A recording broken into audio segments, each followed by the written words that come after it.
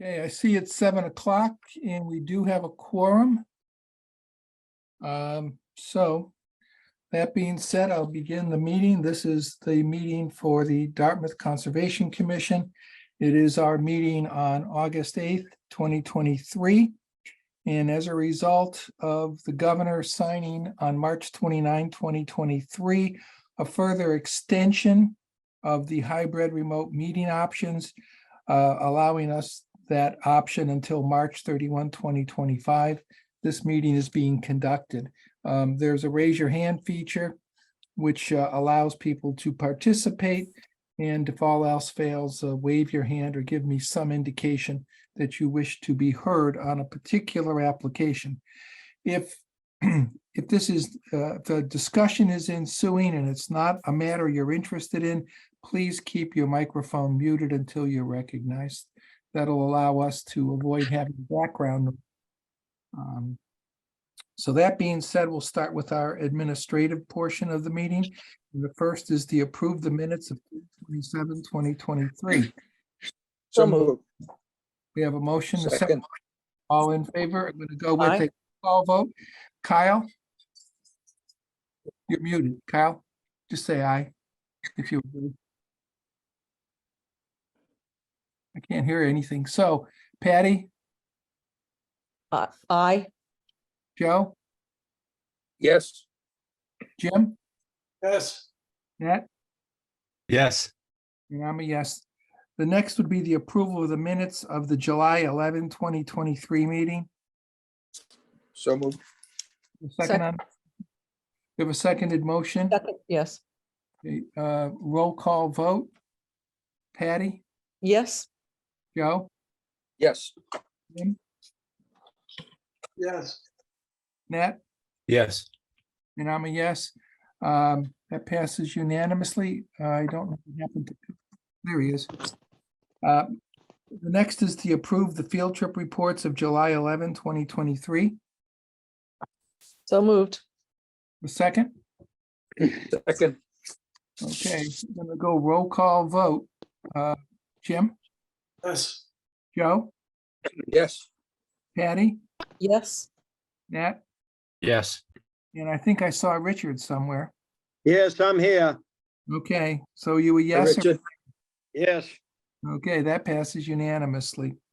The next will be to receive the minutes of the July Mr. 11th. Chairman, I think Kyle is here and I think he's off mute. Yeah, he was, but since can't he hear wasn't nothing. involved in those, I just figured he wouldn't. Okay. got it. So he wouldn't know whether there was any mistakes or not. So receive the Sure. minutes of July 11, 2023. A motion. So moved. second, We have a seconded motion. Now we'll do a roll call vote. Patty, Yes. Jim, Yes. Joe, Yes. Richard, Yes, Kyle. Can you hear me, Kyle? I don't think he can hear me yet. Anyway, I'm a yes, so that passes unanimously. The next will be to receive the minutes of the July 19, 2023 bylaw workshop meeting. So moved. second, We have a seconded motion. Roll call vote. Patty, Yes. Nat, yes, Jim, Yes. Richard, yes, Joe. Yes. I'm a yes, that passes unanimously. Next will be to receive the minutes of the July 25, 2023 postponement. Of a motion to that effect. So moved. second, The seconded motion, roll call vote. Nat, yes, Richard, yes, Jim, Yes. Joe, Yes. Patty, Yes. and I'm a yes, that passes unanimously.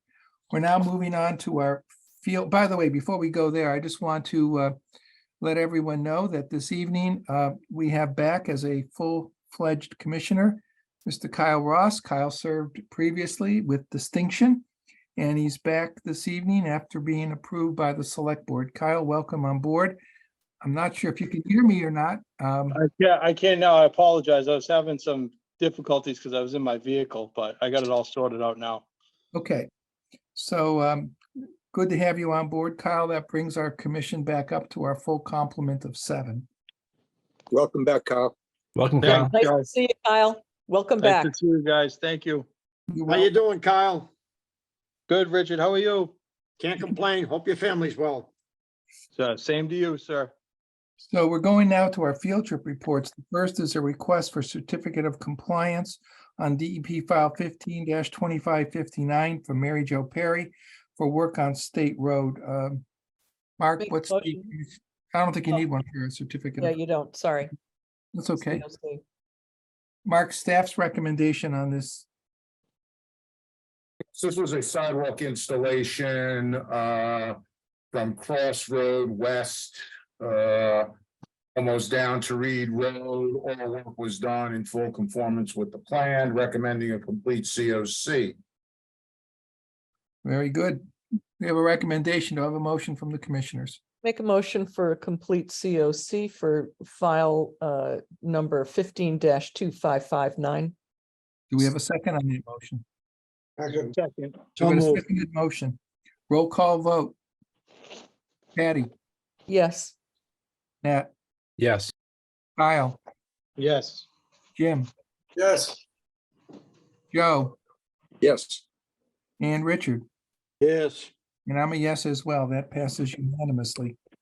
The second field trip report is a request for a certificate of compliance on DEP file 15-1722 from Mark Dufely for work at 77 lot 3-8. It's otherwise known as 72 Flag Swamp Road. Mark, what's the staff recommendation on this request? Yeah, a quick reminder, this was a COC on an old OOC.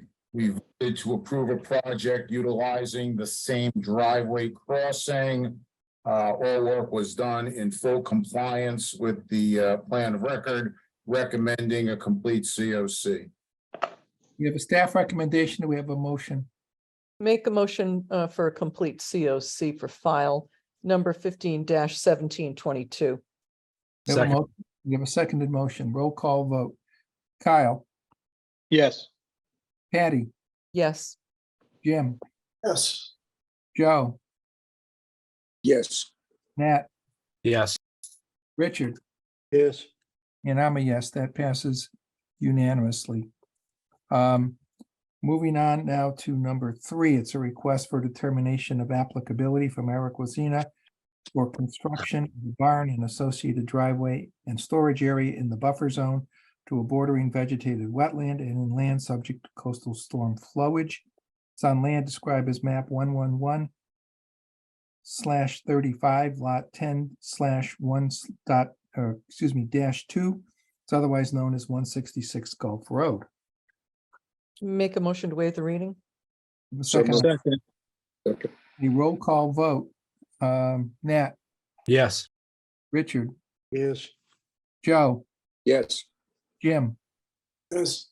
Kyle, Yes. Patty, Yes, and I'm a yes. That motion passes unanimously. Mark, what's staff's recommendation on this request?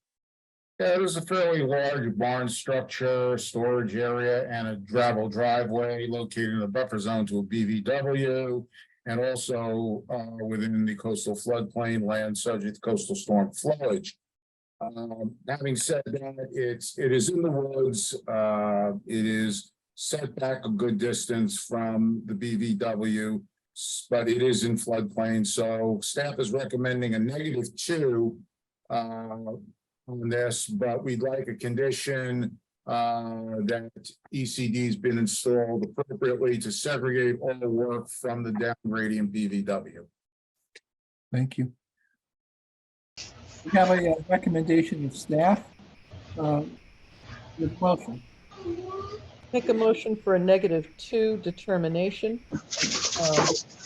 with the additional condition as described by Mr. Garrett. A second on that motion. Second. Okay, we'll do roll call vote. Kyle, Yes. Patty, Yes, Jim, Yes. Joe, Yes. Nat, Yes. Richard. Richard. Yeah. and Yes. I'm a yes. That passes unanimously. For the applicant, a negative determination is good for you. It means you can go forward with the condition. You don't have to come back before the commission to apply for notice of intent for an order of conditions. I'm getting a lot of static here. Does somebody have their microphone unmuted? Thanks. Okay, number 4, it's a continued request for a certificate of compliance, DEP file 15-2400. It's from Prime Engineering for the Western Detention Basins at Dartmouth Business Park 2, west of Commerce Drive. Mark, what's staff's recommendation for this request? You're muted, Mark. Mark, you're muted. There you go. I mean, I got frozen out. I missed what the vote was for the RDA. I heard the motion was the -2 with the special condition. I heard you start the vote and then I froze out, so I heard nothing. Passed unanimously. Okay, thank you. And then I just informed the applicant that a negative determination is actually good for him, which means he can proceed along, as long as he follows with the condition and doesn't have to come back for an order of conditions. Okay, thank you. So now your recommendation on number 4. Hey, a little revisitation on this one. We heard this on July 11th. And there was yet another request for a continuance, which the commission granted, but stipulated, and I verified this in the minutes, that that would be the last continuance. Having said that, much work has taken place out in the field to improve the basins more in accordance with the plan of record. However, an as-built plan for approval by DPW has not been presented for review or acceptance. Having said that, I had a conversation with DPW Engineering today, one Paul Duarte, who's been reviewing this. And as I said to you on the 11th, much of the work relative to conservation was completed satisfactorily. And the only is DPW's issues. So having reminded Paul of that, Paul indicated to me that he would be comfortable with issuing a complete COC with a condition that an as-built, this complete COC is contingent with the applicant preparing an as-built plan for review and approval by DPW under the site plan review process, which this project is, as are many in the Commerce Park, the business park, undergoing. So he said he would be comfortable with that. So my recommendation is to issue a complete COC to close this out. Stipulation that the COC be on the preparation of an as-built plan for review and approval by DPW Engineering, and that plan being submitted to the commission for record. That is my recommendation. Okay, I've got a concern. I don't know that we can condition our determination on what another department needs for their review. I think we can put in our complete CLC that this is not an approval from DPW and they have to deal with DPW before they take any action. But, you know, if we're going to put a condition on that, you know, we have DPW saying they want something filed with them, I think we've gone beyond our jurisdiction.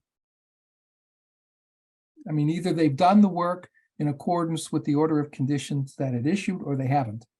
And if they have, they're entitled to a complete COC, regardless of whether DPW is happy with what they're supposed to do for them. Unless it pertains to the order of conditions. If it does, then we shouldn't even issue a complete COC, in my view. It's one or the other. I would only say that there is a condition in the standard order that project meets all other departmental approvals. I don't know how you want to handle that.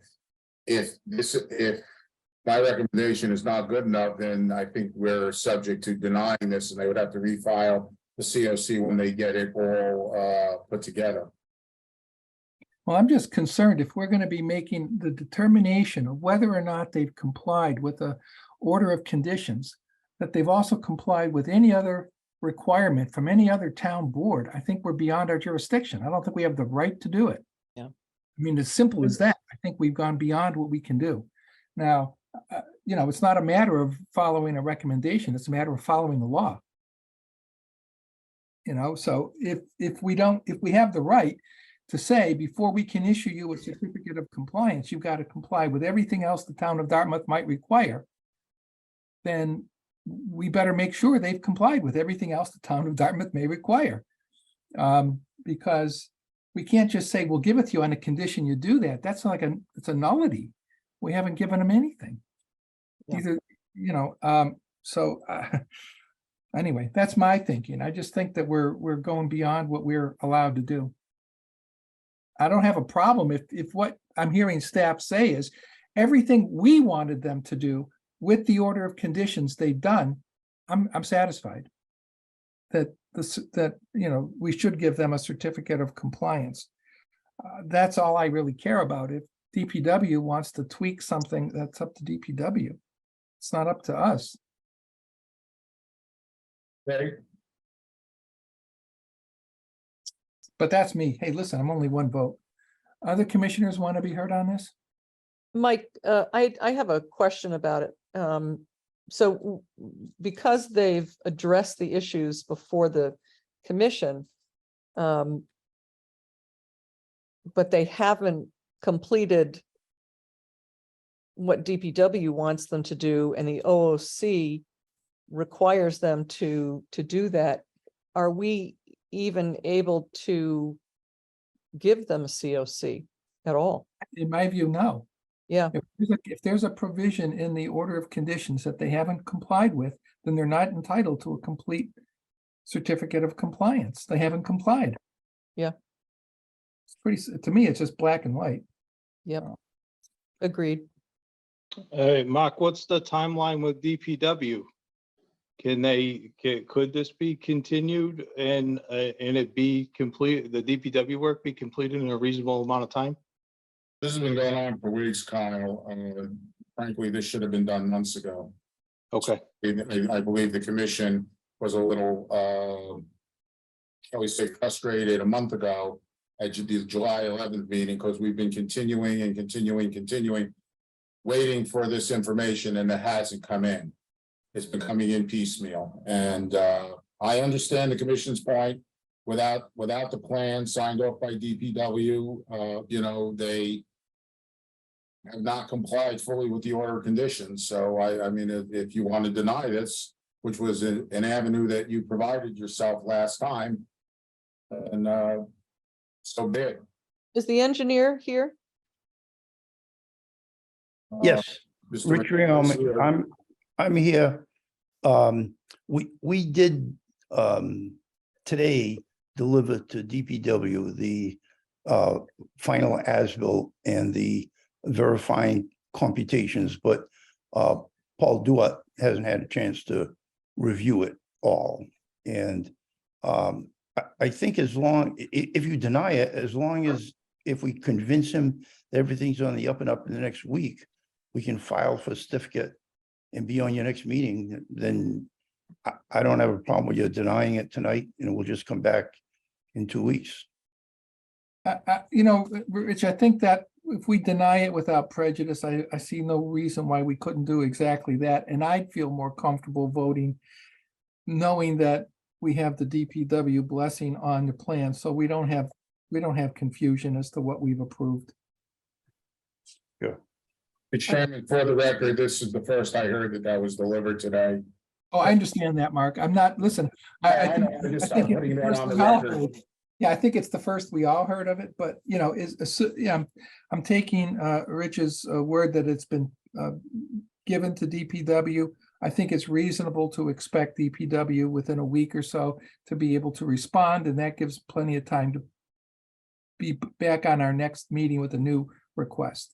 And that way we'd have the request without any condition, especially a condition of approval by another board or department.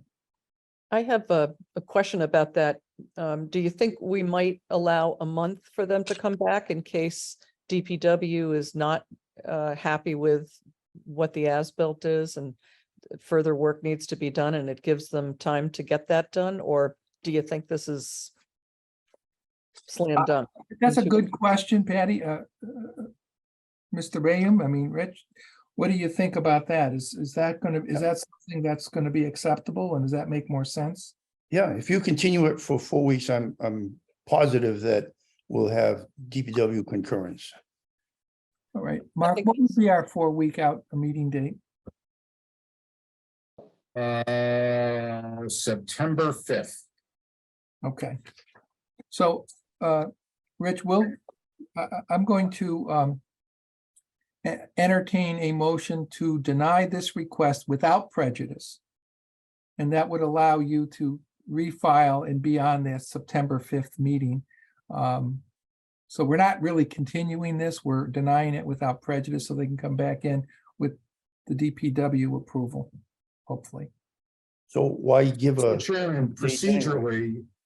procedurally, do you have to do this without prejudice? It's a certificate of compliance. It's You not. don't have to, but I'm just making clear that, they can Okay, reapply okay. and come up with a new one. It's not required. I mean, obviously, we deny it. Okay. Again. So, I'll entertain that motion. Make a motion to deny this certificate of, this request for certificate of compliance, DEP file number 15-2400. This is a denial without prejudice, Reapply, yeah. and Okay. the applicant can reapply. Okay, we have a motion. Do we have a second on the motion? Second. We have a seconded motion. We do roll call vote. Richard, Yes. Kyle, Yes. Jim,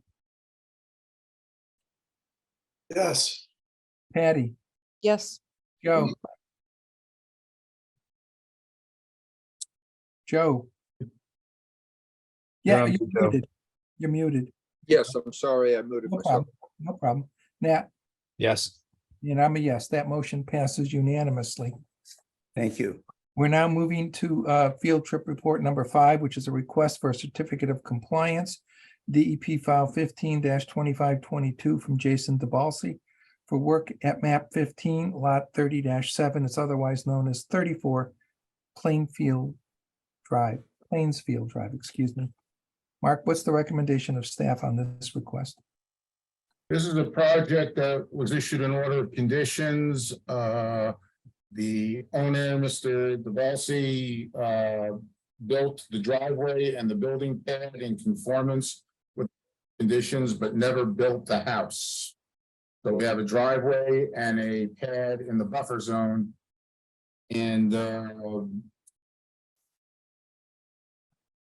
there's no house on it. He is selling the property to someone else who is going to come in and file for a new application. So at this point, it's we're recommending a complete certificate of compliance, noting that the work was not completed, that the single-family home was not constructed, but everything else was done in conformity with the order of conditions. And we would be expecting further filings as this property transfers. Okay, do you have a motion to that effect? yes, make a motion for a complete certificate of compliance on DEP file number 15-2522. Noting that the work was not completed, and we expect an additional filing. The house was not constructed, so The house was not constructed. Second. we have a seconded motion. We're gonna go with a roll call vote. Kyle, Yes. Patty, Yes, Jim, Yes. Joe, Yes. Nat, Yes. Richard, Yes. and I'm a yes. That motion passes unanimously. That concludes our field trip reports. We're moving now to the public hearings. The first public hearing is a continued public hearing, DEP file 15-2659 on the notice of intent from Potter Street Solar LLC for a single-family dwelling and a ground-mounted solar panel array on the rear portion of the lot within bordering land subject to flooding and the 100-foot buffer zone to bordering vegetated wetland. It's on land described as map 138, lot 144. It's on Potter Street. I'll entertain a motion to waive the reading. So moved. Moved. Second. Second, We have a seconded motion. Roll call vote.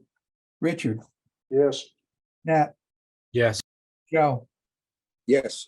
Jim, Yes. Patty, Yes. Kyle, Yes. and I'm a yes. That motion passes unanimously. And I see Attorney Marsh is here. Are you here on behalf of the applicant? Chairman, I am. I represent Potter Street Solar LLC. I'm also here with Christian tonight too.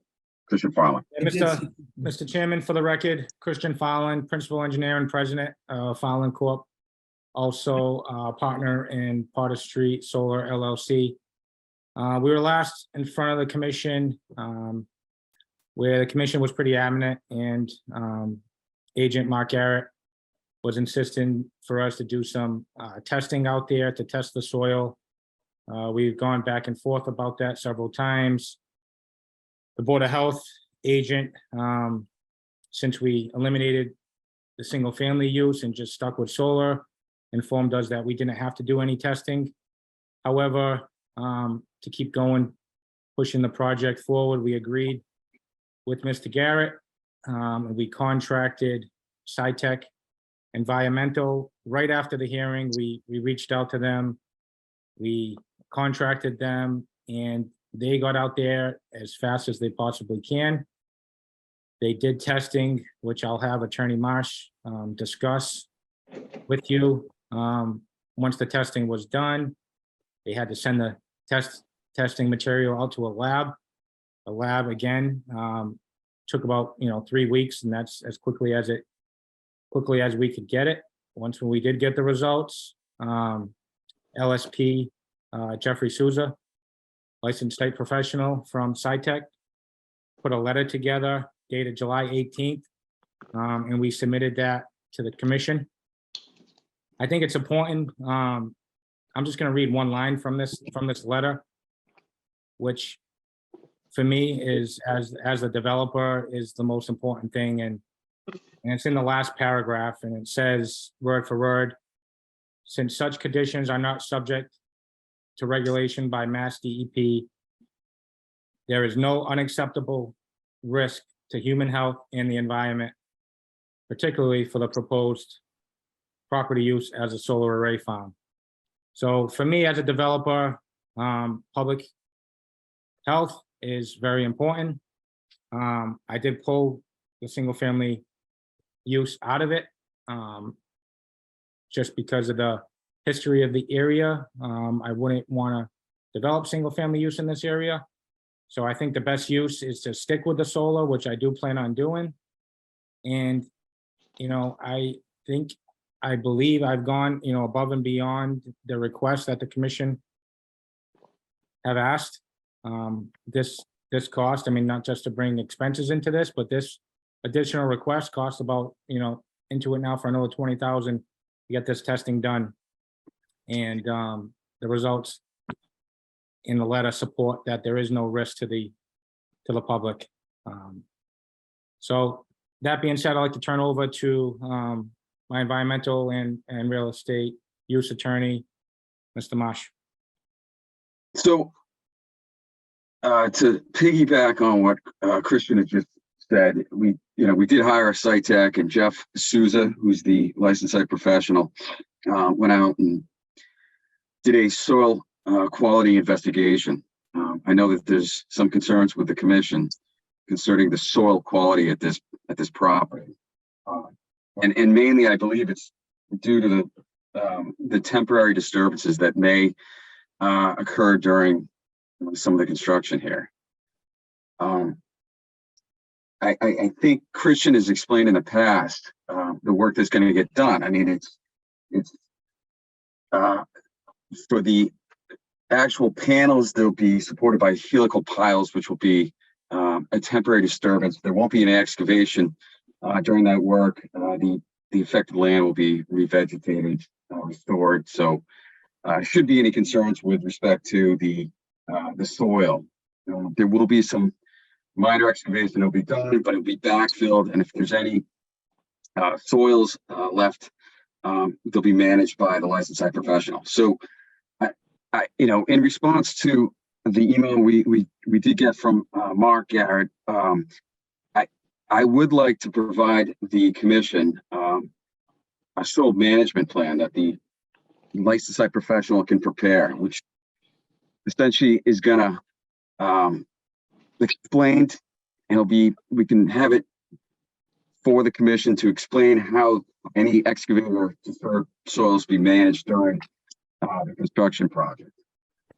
If where the soils be placed, those that are excavated in a temporary storage area, they'll be screened and sampled. If they are to be sent off site for disposal. I think that should give the commission some comfort as to sort of these temporary, which won't be much disturbance to the soil in this area. But back to what our LSP found during his investigation. He did find some conditions out there. One was reportable, but essentially it's all based on it being ash and asphalt. So it's not the type of condition that's going to be regulated by DEP under the Massachusetts contingency plan. And there's, as he said in his letter to the commission, that there's no unacceptable risk to human health and property, particularly the use that has been proposed, which doesn't include residential anymore.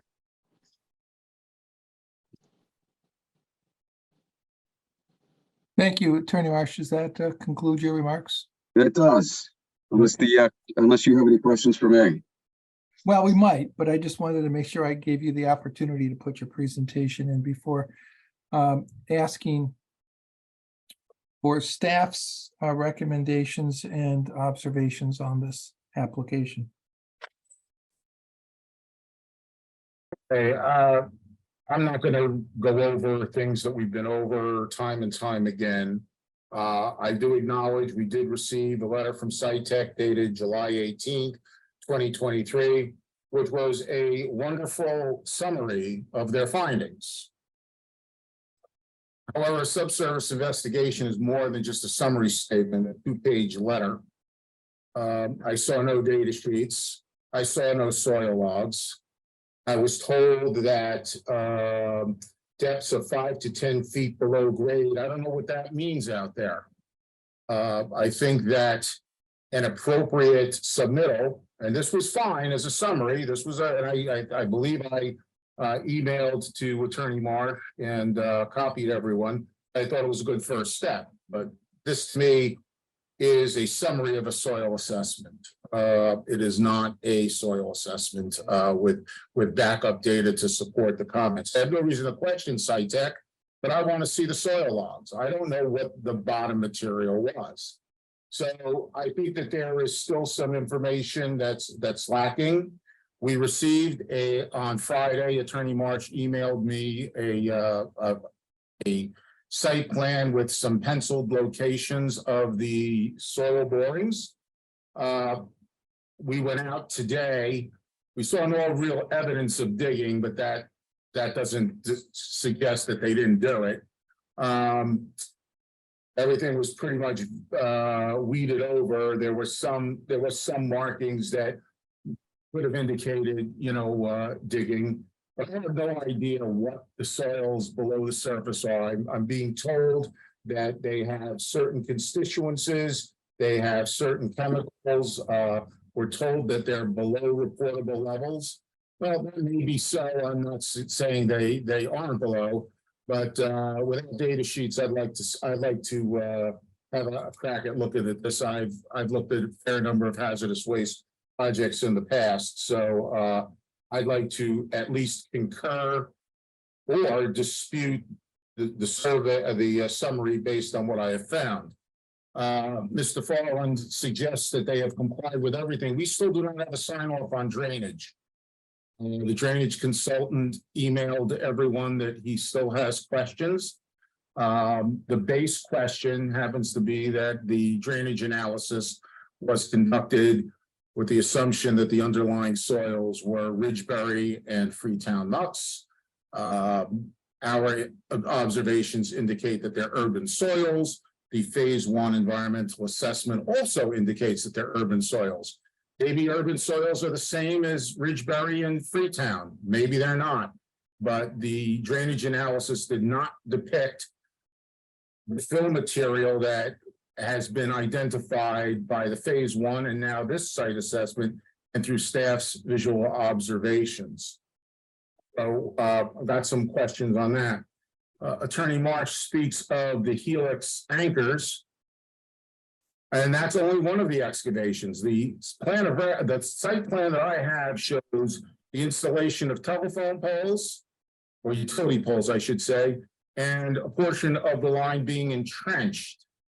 So there's somewhat more excavation than just putting helix anchors into fill material, which I still maintain, whether it's legal or illegal, is an unsecured dump or landfill site. Having said all that, I acknowledge the site, aside from the underlying soils, is very attractive for solar. It would be very appropriate to put a solar farm out there, excuse me. However, that's ground up, that's not ground down. And I know that we've had this discussion in the past about, well, we didn't put the fill in. If we were to issue orders of conditions on this site, and again, I'm going to preface, my comments are for the 3 file numbers, 26, 58, 59, and 60, was it's all relatively the same, even though they're different properties and different file numbers. If we're being asked to issue orders of conditions for these 3 file numbers, I go back to something very basic. And it's condition number 7, the general conditions under Mass Wetlands Protection Act. Mind you, this project is located in floodplain. It was floodplain before the fill was there, it's floodplain now. So it is a jurisdictional resource area bordering land subject to flooding, which requires an order of conditions as well as a portion of it being in buffer zone to BVW. General condition number 7 reads, any fill used, I'm underscoring the next 2 words, in conjunction with this project shall be clean fill.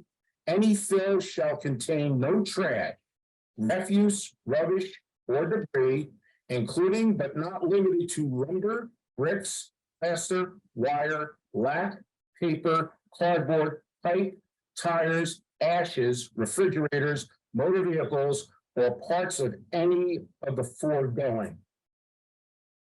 That's what Mass DEP's General Condition 7 says for any order of conditions issued under the Wetlands Protection Act.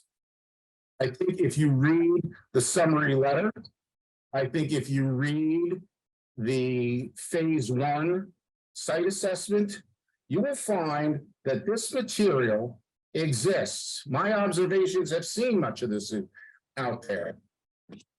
And I don't understand, again, this is uncontained, unsecured debris. It's been identified by the applicant's own consultants. And just because it was put in there 30 years ago, okay, nobody went after it 30 years ago, but now we're being asked to permit a project. And I go back, any fill used in conjunction, we are putting a solar field on top of this material. I believe on top of this material indicates in connection with, excuse me, not conjunction, in connection with. It is the support material. So I think we're still a distance away. I think that Attorney Marsh makes a fine offering about having a soil management plan. I think that's very good. I think we're approaching, but I still don't think we're there. And that would be for file number 15, 26, 58, 59, and 60. Those are my comments. Thank you, Mark. By the way, I will mention, you said that these are separate parcels. That's true. They're all abutting parcels. So I think Attorney Marsh, unless you disagree, the comments do seem yours as well as Mark's to be applicable for all three of these requests. Is that correct? That's correct. Mr. Farland, is that correct as far as you're concerned as well? Yes, Mr. Chairman. Thank you.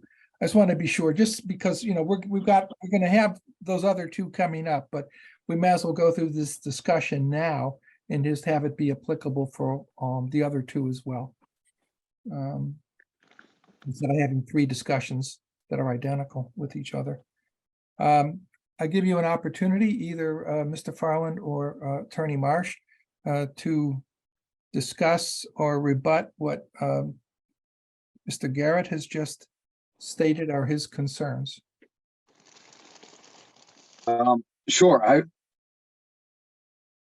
you know, the commission has to realize that the assessment that was done by a professional licensed in Massachusetts to assess soils and groundwater.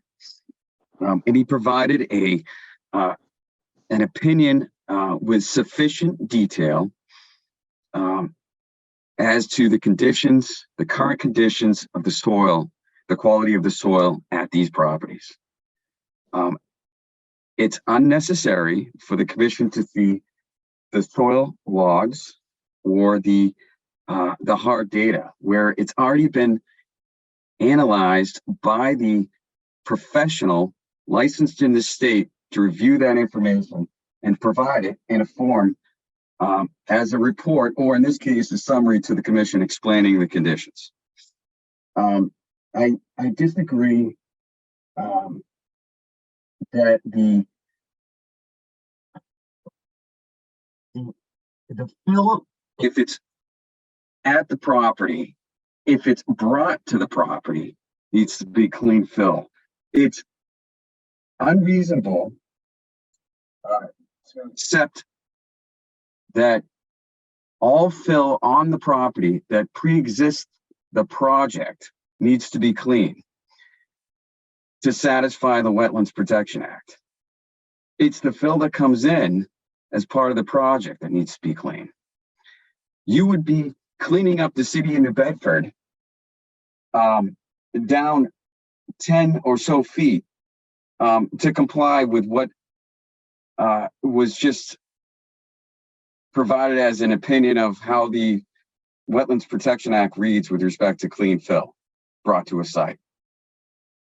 I mean, I'd be happy to provide a better site plan showing the exact locations of the test pits that took place, the 5 test pits, and provide maybe more specific detail as to the depths of the of those pits. I can tell you that the LSP did state in his summary the types of items or material that were found in these pits. So I like I said before, I don't think there's a need for the soil logs. Again, these are temporary disturbances. I know that the helical piles don't involve any excavation, and Mark is right that there is some other excavation that will be taking place. But again, this could be managed by a licensed site professional during the construction project. Maybe Christian has something to add as well. Yeah, I would just like to add, the only excavation that's going to be done is for the conduits, which is along the front of the parcels. That's going to be excavated down no deeper than 30 inches. That material will be excavated and be put back into place. There will be no material removed off-site whatsoever. As far as the stormwater goes, we did have a meeting together on Zoom with the consultant, with Mr. Garrett, and with DPW in regards to stormwater. And the result of that meeting was, in regards to the soil, in this case, it's really irrelevant because we're evaluating the soil for the pre-development and the post-development the same. So whether it's a C soil, an A soil, or urban fill, in this case, it's really irrelevant because the fact is we're evaluating the stormwater calcs based off the same soil type for pre-development conditions versus post-development conditions. So right now, there's going to be actually a significant decrease in runoff just because of the impervious area is going to be decreased with the removal of the structures, rooftops out there. The exact ground cover is remaining the same. The only disturbance from the helical piles, I like to just put an analogy together. It's just basically like a corkscrew going into a wine bottle. That's what it is. There's no excavation whatsoever for the corkscrews. Okay, the helical piles. So again, the only excavation is going to be for the conduit. And like I said, I think I have no problem with the condition number 7 that Mr. Garrett keeps bringing up. That's a condition that's put on throughout the Commonwealth for every single project, and it's to protect any soils that come onto a site to protect the public. That soil needs to be clean. You can't bring in soil that's not clean from one site to another. As you know, in the past, that's where a lot of sites got in trouble. So I have no problem with that condition. And again, we're not really, the only material we're going to bring on site here is most likely sand for the conduit. Other than that, we're not bringing any material on site. And certainly there's no material being removed off site. Again, I'm just going to state this again. We hired professionals. I'm a professional engineer. I'll stamp my stormwater calculations. And I hired an LSP. I'm not an LSP, but I'm going to hire the people I need to get this project, make sure that it's safe for the public. I did my job. I think the commission, you did your job as well. We hired the licensed site professional. He gave his opinion, and we need to respect that. Thank you. Thank you, Mr. Farland. I've listened to all of this, and I've also I was reading Attorney Marsh's, letter, comments that have been going back and forth. I guess I'll take them one at a time. My first issue is, I understand that there's a conclusion reached by an LSP, and in a summary letter, he's provided us with his conclusion. What Mr. Garrett's asking for is the data upon which the conclusion is based, so that staff can review that as well and see if they agree with the conclusion. And that's very similar to what we do with stormwater. Okay. Mr. Farland mentioned he'll, stamp his stormwater calcs. We do have stamped stormwater calcs for many of the projects, and we turn it over to Gus Raposa to review and to look at the raw data to determine if the conclusion has been reached in his mind as well. Okay. So what we're asking for is the raw material, the data, if you will, to evaluate the conclusion that's been given.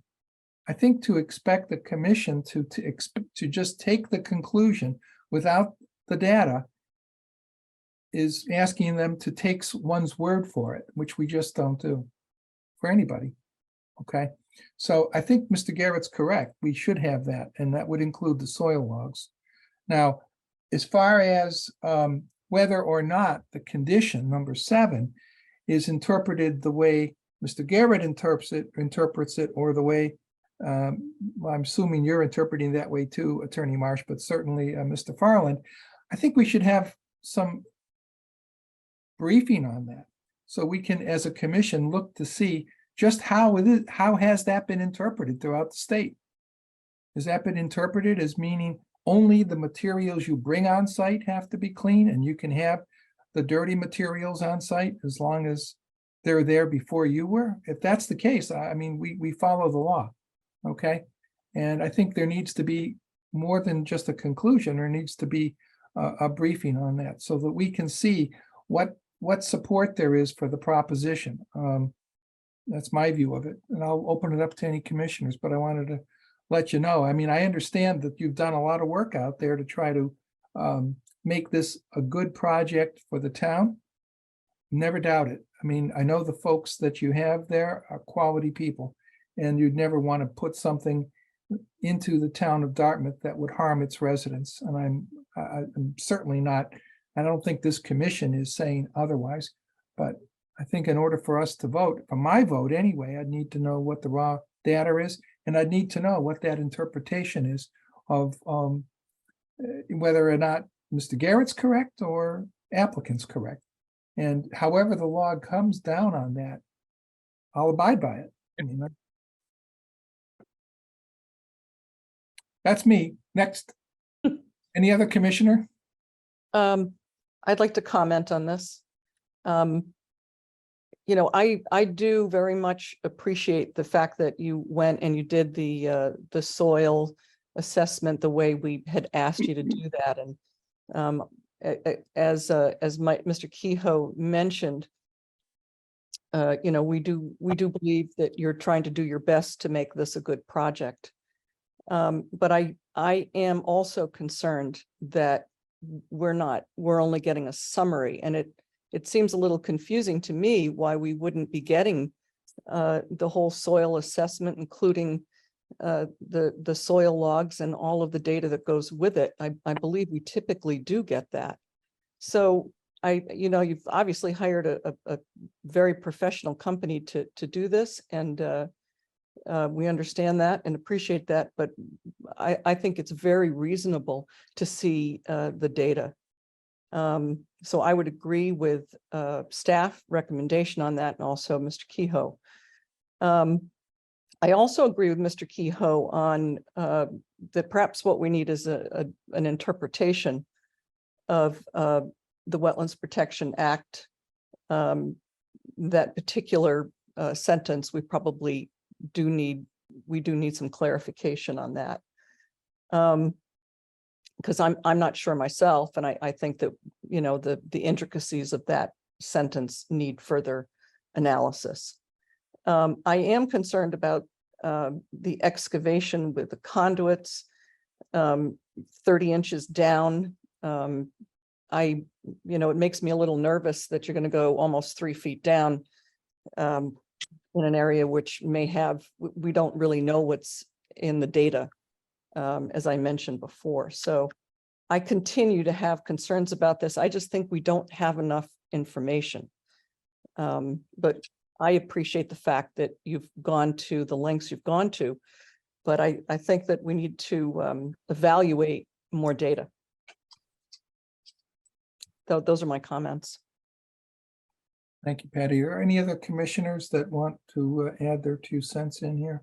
Yeah, Mr. Chairman, I know I'm coming in on the back end of this. And this is a question for Mark and maybe for Mr. Fallon. With the excavation, with the conduit, Mark, wouldn't we want that, if it is contaminated soil, removed from the site and clean fill be put back there? An answer, because I don't have a clear understanding of what's there. I mean, Right. I just don't know.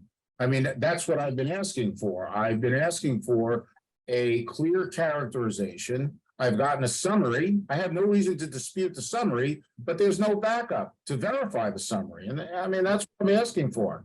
I mean, we everything that I've read has indicated that there is some level of debris, some level of contamination. This could be a hazardous condition. It could be a solid waste condition.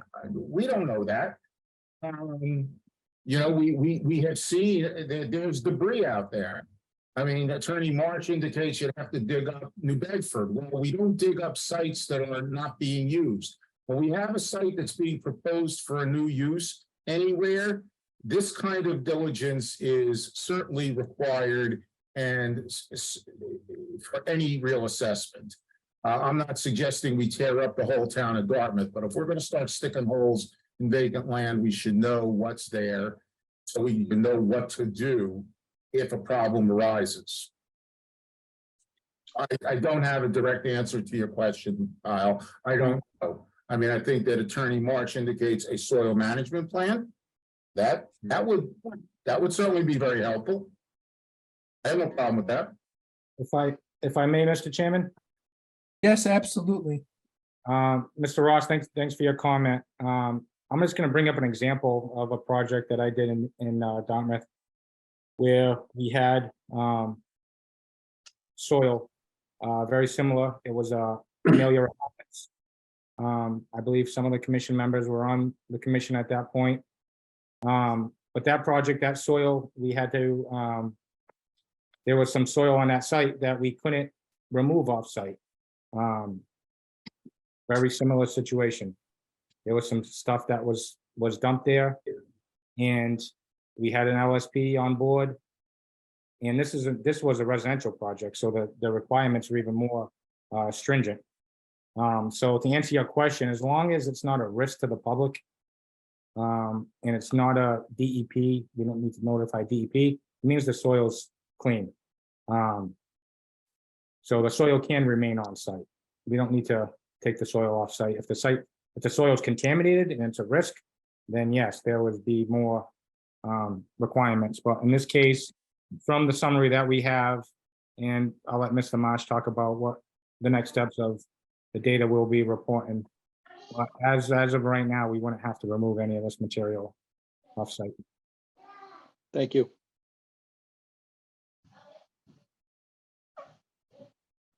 So, Chairman, if I Yeah. could just jump in. I think there's a lot of information, you know, that's been brought up tonight. Some proposed by us, other has been requested by the commission and its agent.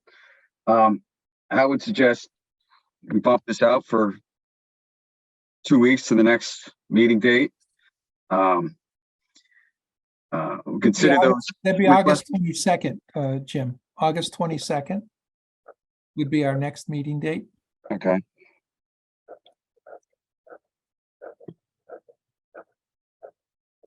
Okay. I didn't interrupt you, but I just wanted to give you that date so you could have it.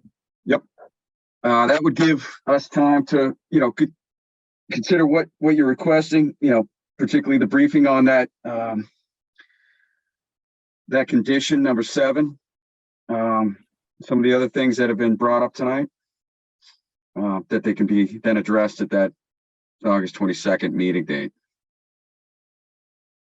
I'm going to ask a question of Mark. Mark, is it possible, because Mr. Attorney Marsh was offered to brief that issue, but can we get Attorney Savastano or Attorney Cruz to also brief it? And then I would like them to exchange their briefs, if you will. It could be a memo. I mean, brief might be a little bit overblown for what we're looking for. So if there's any disagreement, they have a chance to discuss that before the meeting.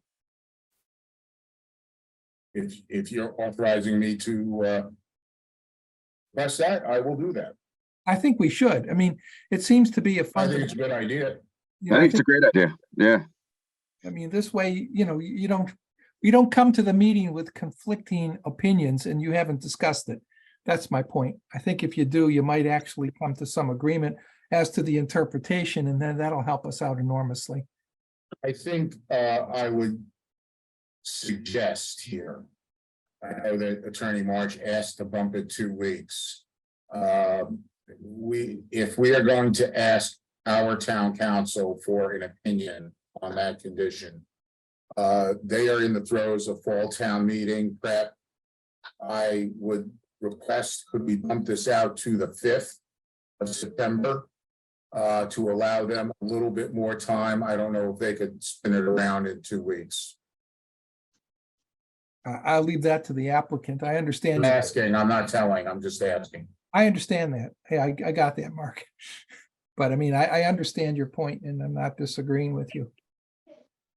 I'm just. but it's- to me, Yeah, I mean, the commission has been very patient with us. I appreciate that, and obviously, I understand the time our council will need.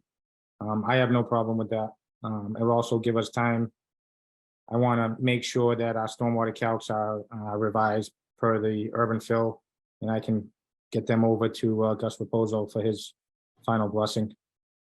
I'd appreciate that. Thank you, Mr. Farland. That was, so, it just makes sense to me because I think we've got only a few hurdles to resolve. A lot of them have been resolved to this point. We can hopefully have this voted upon on the 5th. And the factual inquiry will be over, the legal opinion will be over, and we can just make a vote. Or take a vote. I shouldn't say make a vote, take a vote. And the last thing I would like to work on too, I think it would be good, is to get the LSP to draft up a soil plan for any material that's excavated. That way you have that to review as well. That'd be a great idea. Thank you. I would also want to reiterate that I still would like to see the soil assessment with the data. Yep. I don't want to let that, I know we're talking about all these things, but I want to bring that point back up. Thank you, Patty. I think we're working cooperatively to try to get the right decision, and that's really important. So that being said, on this particular matter, and we don't have to have a discussion on the other two, but I have to present them both so that we can vote. But I would entertain a motion to continue the public hearing on DEP file 15-2659 until Tuesday, August 22nd, 2023. I'm sorry, until September 5, 2023 at 7 p.m. So moved. Second. We have a motion which has been seconded. We're going to do a roll call vote. Kyle, Yes. Patty, Yes. Jim, Yes. Joe, Yes. Nat, Yes. Richard, Yes. and I'm a yes. That passes unanimously. We're Thank gonna you. Have a good evening. okay, we're gonna do the other two. If you Okay. wanna, but they're just I'm gonna announce it, then we're gonna vote, just so you know. So the second one is gonna be a continued public hearing, DEP file 15-2660. It's on the notice of intent from Potter Street Solar LLC for a single-family dwelling and a ground-mounted solar panel array on the rear portion of the lot within bordering land subject to flooding and the 100-foot buffer zone to bordering vegetated wetlands. It's on map 138, lot 144-1. That's on Potter Street. Entertain a motion to waive the reading. So moved. Second. We have a seconded motion. Roll call vote. Richard, Yes. Matt, Yes. Joe, Yes. Jim, Yes. Patty, Yes. Kyle, Yes. and I'm a yes. That passes unanimously. Rather than having a discussion, I will go now to entertain a motion to continue this public hearing until Tuesday, September 5, 2023 at 7 p.m. So moved. Second. We have a seconded motion on the floor. Roll call vote. Kyle, Yes. Richard, Yes. Patty, Yes. Jim, Yes. Joe, Yes. Nat, Yes. and I'm a yes. That motion passes unanimously. We're moving now to the third, which is a continued public hearing on DEP file 15-2658. It's on the notice of intent from Potter Street Solar LLC proposing a ground-mounted solar panel array on the rear portion of lot within bordering land subject to flooding and the 100-foot buffer zone to bordering vegetated wetlands. It's on land described as map 138, lot 144-2. It's on Potter Street. I don't need a motion to waive the reading. So moved. Second. Second. Seconded motion, roll call vote. Yes. Joe, Yes. Jim, Yes. Richard, Yes. Kyle, yes, Patty, yes, and I'm a yes. That passes unanimously. I'll entertain a motion to continue this public hearing until Tuesday, September 5, 2023 at 7 PM. so moved. Second, we have a seconded motion. Roll call vote. Kyle, yes, Richard, Yes. Patty, Yes, Nat, Yes. Jim, Yes. Joe, Yes. and I'm a yay as well. That passes unanimously. Thank you, folks. Thank you so much. for the If comment. I could just Thank make you. a if I could just make a suggestion to Christian and Jim. Yep. If you'd like to sit down with me in the next couple of days, just to go over, so we all are on the same page, I'd be willing to do that. I'll leave that to your discretion. Okay. You guys can contact me and, tomorrow, if you want to set something up. Okay. I'll shoot you. an So email. we're, No, sounds good. Yeah, we'll do that. Thank you. Thanks, Mark. Right. Have a good evening, folks. You too. Night. We're moving on to the fourth public hearing, which is DEP file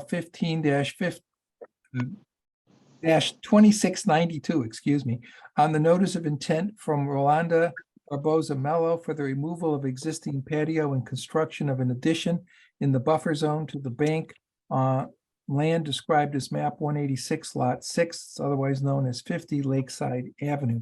I entertain a motion to waive the reading. so moved. second, Second. The seconded motion, roll call vote. Kyle, yes, Patty, Yes, Nat, Yes. Jim, Yes. Joe, Yes. Richard, Yes. and I'm a yes. That passes unanimously. And we have here this evening on behalf of the applicant, who? Somebody here on behalf of the applicant? Oh, Mr. Walsh? Am I coming through? My first. You are coming through. You just got unmuted. You're fine. Right Okay. ahead. Good. My name's Jim Walsh. I'm an environmental consultant and soil evaluator. And with the engineer Carl Bevilacqua on this project, the applicant. It's a 720 square foot to the house. The entire lot is in the buffer zone.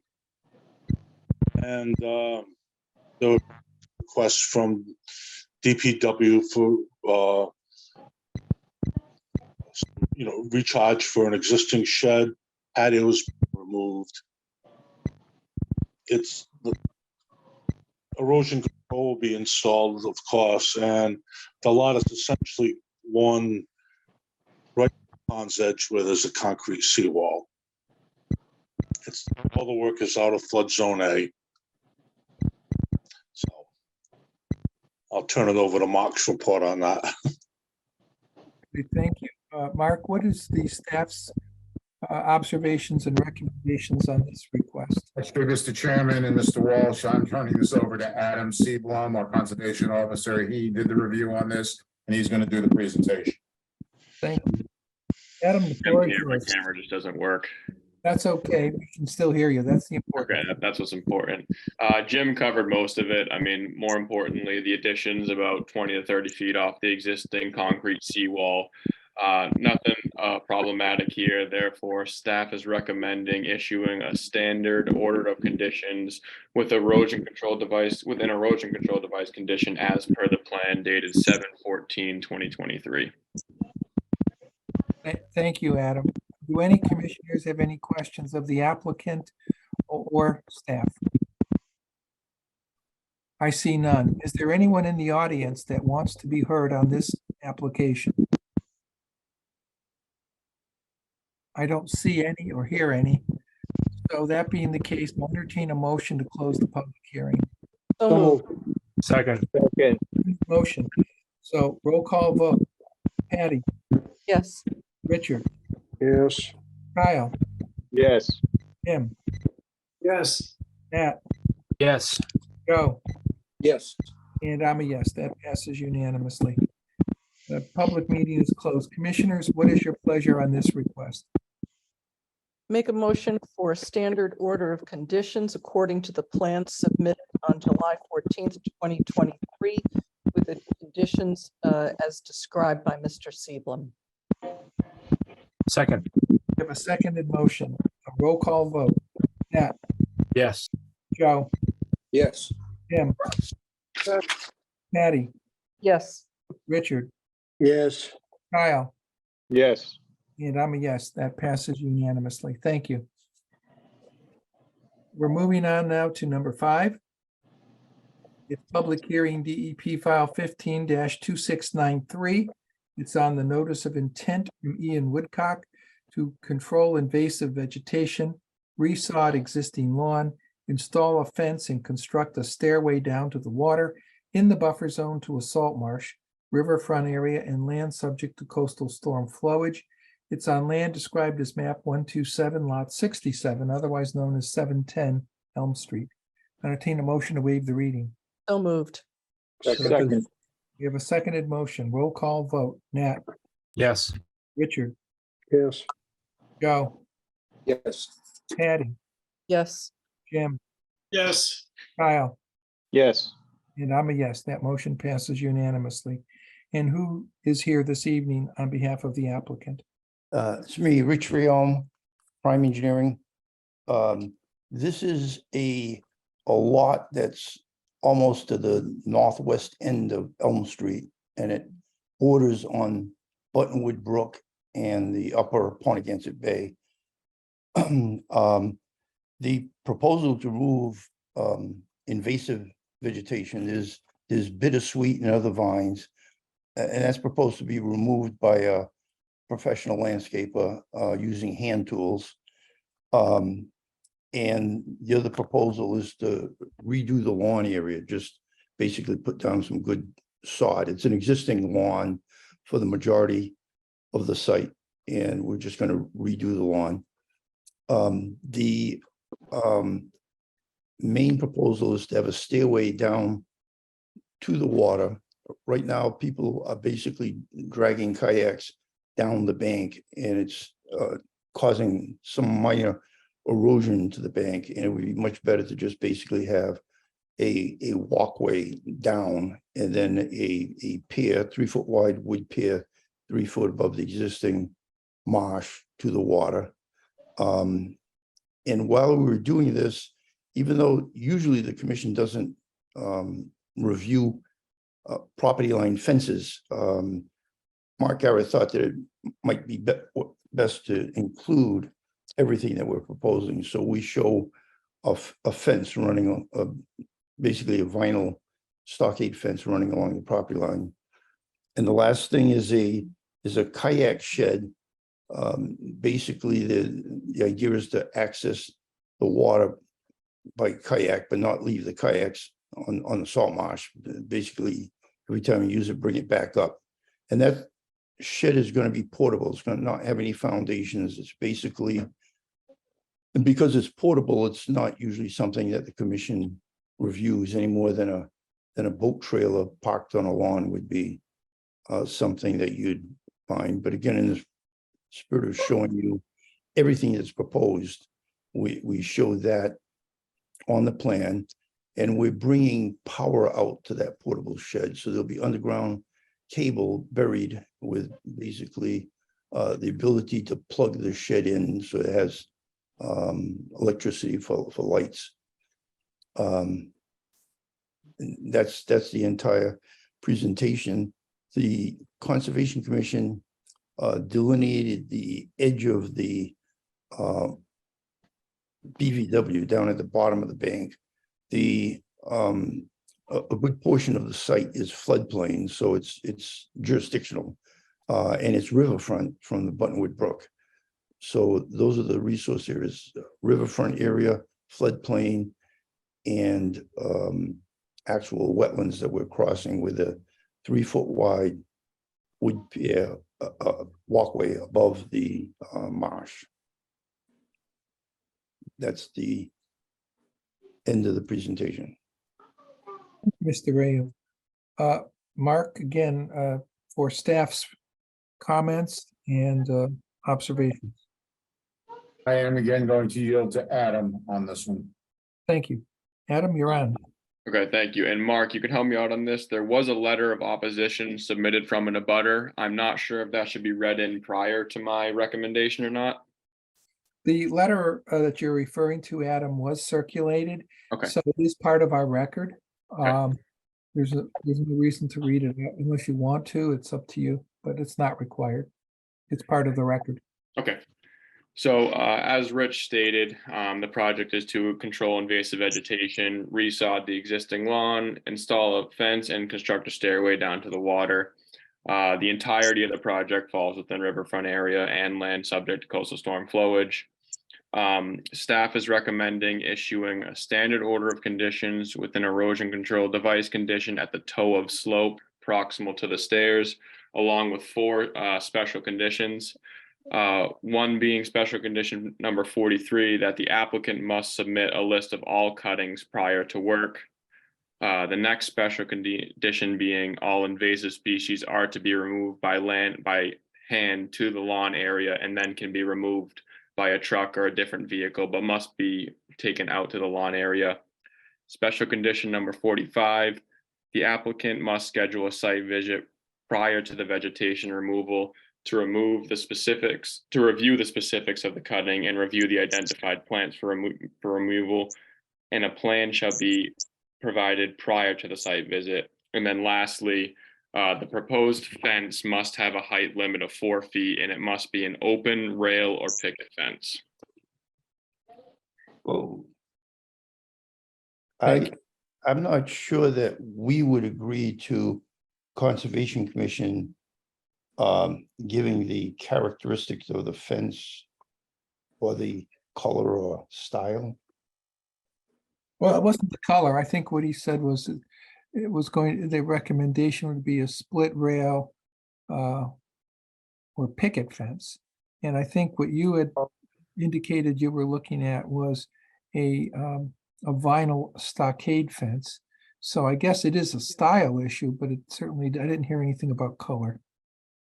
And I think the reason. Chairman, if Mr. Chairman, if I could chime in here. Sure. Under the bylaw, we have this nebulous thing called aesthetics. And that can be defined a whole lot of different ways. I think that, and I know that in the letter, the abutter is concerned about the fence. I don't have a problem with a fence going in. However, a 6-foot solid stockade or a 6-foot solid vinyl fence could affect the view of the upper Apponeganset Bay. Now I realize that the abutter has a lot of stuff stored in their yard, but they basically, and I know that the applicant may not want to see that stuff. However, you know, putting up a solid wall within our jurisdiction, I think we do have some level of say. I'm not suggesting that we say, no, you can't put a fence up. I think that's the property owner's right. However, I don't think it's the property owner's right to put a solid wall up to block a view, especially on a site that is adjacent to the water. So I think that an open fence is more conducive to the neighborhood and still defines the property line, because I know that there is some concern about that. So that is why we've suggested that condition. I hear what you're saying. What's been our policy though on these fences? Because if there's a concern that a solid wall fence is going to have some negative impact due to storm flowage or something, and you want something that's going to allow the water to go through, I'm all for it. If we're concerned about somebody's view, that's not my concern. We're concerned about a private view? No. If we're concerned about a view or a vista for the town, yes. Okay, but the case law in Massachusetts is pretty clear. You're not entitled to a view. You can buy the land that you want to see through, but you don't have the right to restrict somebody's use of their land because it impedes your view. That's case law. I mean, that I'm very familiar with. So if we have something where we're concerned about solid wall having a negative impact on storm flowage, I'm all ears. If it's just to protect one person's view, I'm not inclined to restrict them. That's me. It's only a recommendation. I understand. Is there something to do with storm flowage, though, that would make? No, Okay. I have a problem then with a condition that they have to put in a specific type of fence. That's me. I mean, we can have a concern that we don't want a fence at all, I suppose, but we have to have a reason that's justifiable. And, you know, I'm just not in the position where I want to start articulating private owners' rights to something they don't have. They couldn't go to court and get that view. They'd be denied it. So I don't know. I'm just loath to start putting myself in a position to vote to protect a view that there's no legal right to. That's me.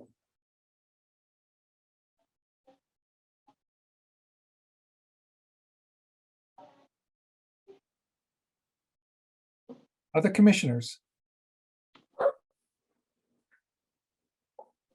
Yeah, I'm not a commissioner, but I would like to speak on behalf of 706 Elm Street.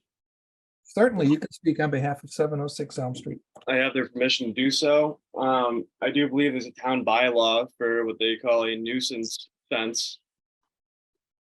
And I don't think it would serve any other purpose than, you know, again, blocking the view. I heard that you spoke your piece on that part. You know, they want to establish a shed there, run water and electricity out there. Still, that's an obstruction of the view, but does not fall in the category of a nuisance fence. Still, he wants to mitigate the invasive species.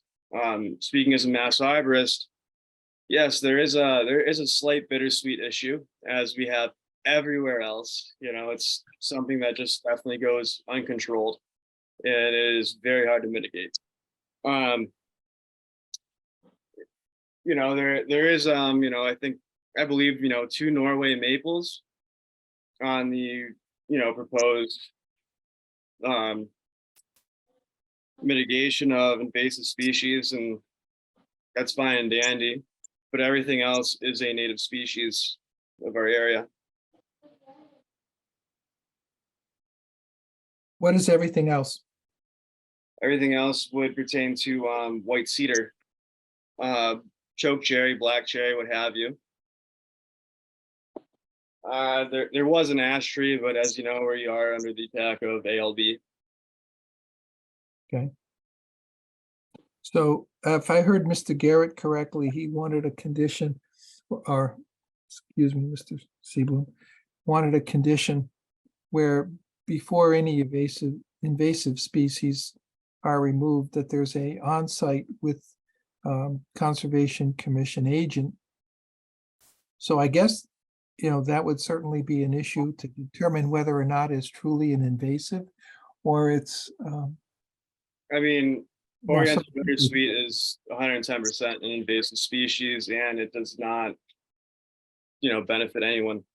However, we do believe that the removal of these trees and also invasives too, they do benefit, you know, retaining soil. So with the removal of these species, I think that it would, you know, welcome in erosion. I've been in this area now for 6 years, and I have watched everything change drastically behind the property.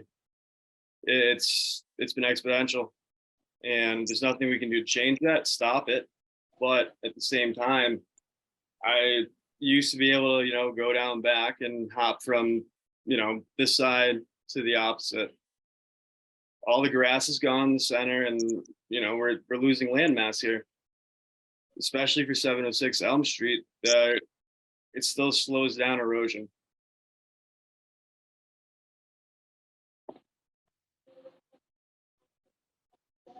Sorry, I don't want to cut you off. Is that the conclusion of your remarks? Go further, but Well, you're is there- entitled to say what you want. I mean, so I. is there a don't wanna rebuttal? cut you off. I mean, I'd like to hear your thoughts, sir. Well, to me, an invasive means something, and so it's not just, I want to clear cut, and it's taking care of things that shouldn't be there, okay? And if you're saying that these certain things are not invasive, I'm sure that the Conservation Commission agents have a very good idea of what is invasive and what isn't in that location, in that area. They're not going to give permission to remove something which is a native to the area, okay? At the same time, what about the Phragmites down back? There's nothing to mitigate the issue of Phragmites, and unfortunately extremely invasive. I've watched them grow through asphalt, but they unfortunately do serve a purpose of retaining soil.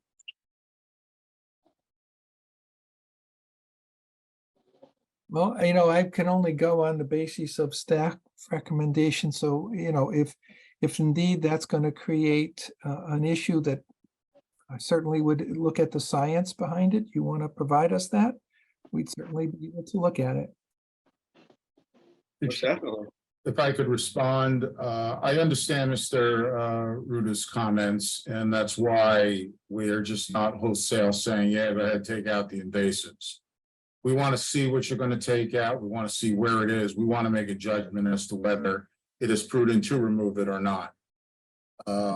We're putting that check in place. We're certainly not supporting clear cutting a bank face or taking out native species that are holding, slope sides in place. We had a general site visit out there. We saw a lot of invasives that could be removed, and we saw a lot of vegetation that should remain in place. We had a preliminary discussion. We didn't really get to a definitive end, so the applicant has proceeded, and we're conditioning that before you cut anything, we want to see what you're going to cut. We want to see where it is, and we'll make a determination as to whether we think it's prudent to remove it or not within our jurisdiction. Correct. I mean, it definitely falls within the buffer zone. And we're going to have the actual people who are going to do the removal meet with the commission agents so that there's a clear understanding. It's not pass the secret around. It'll be a direct one-on-one. They're going to say, these are the specific items that I intend to remove, and we'll get concurrence before any work is done. We don't have a problem with that. But arguing that you shouldn't take bittersweet out because it's holding the soil. The majority of the soil is being held by good vegetation, and the site has 98% good herbaceous cover. And there's very little signs of erosion other than where the people were dragging boats down the bank. And we're gonna. May I interject? Let him finish, okay, because that's important. Rich, if you're finished, then I'll entertain additional. Yeah, I'm finished. I'm fine. I just want to make sure you're finished. Go right ahead. Thank you. No one's dragged boats up and down any of the embankments, the right of way. I've never seen anyone bring a kayak down there that hasn't already been on site, but that's even close to the water on the abutting property. So there are no kayaks that reside at the property in question. I've seen nothing. I've seen no such activity that would encourage, foot traffic erosion and or just, dragging material down there, be it a kayak.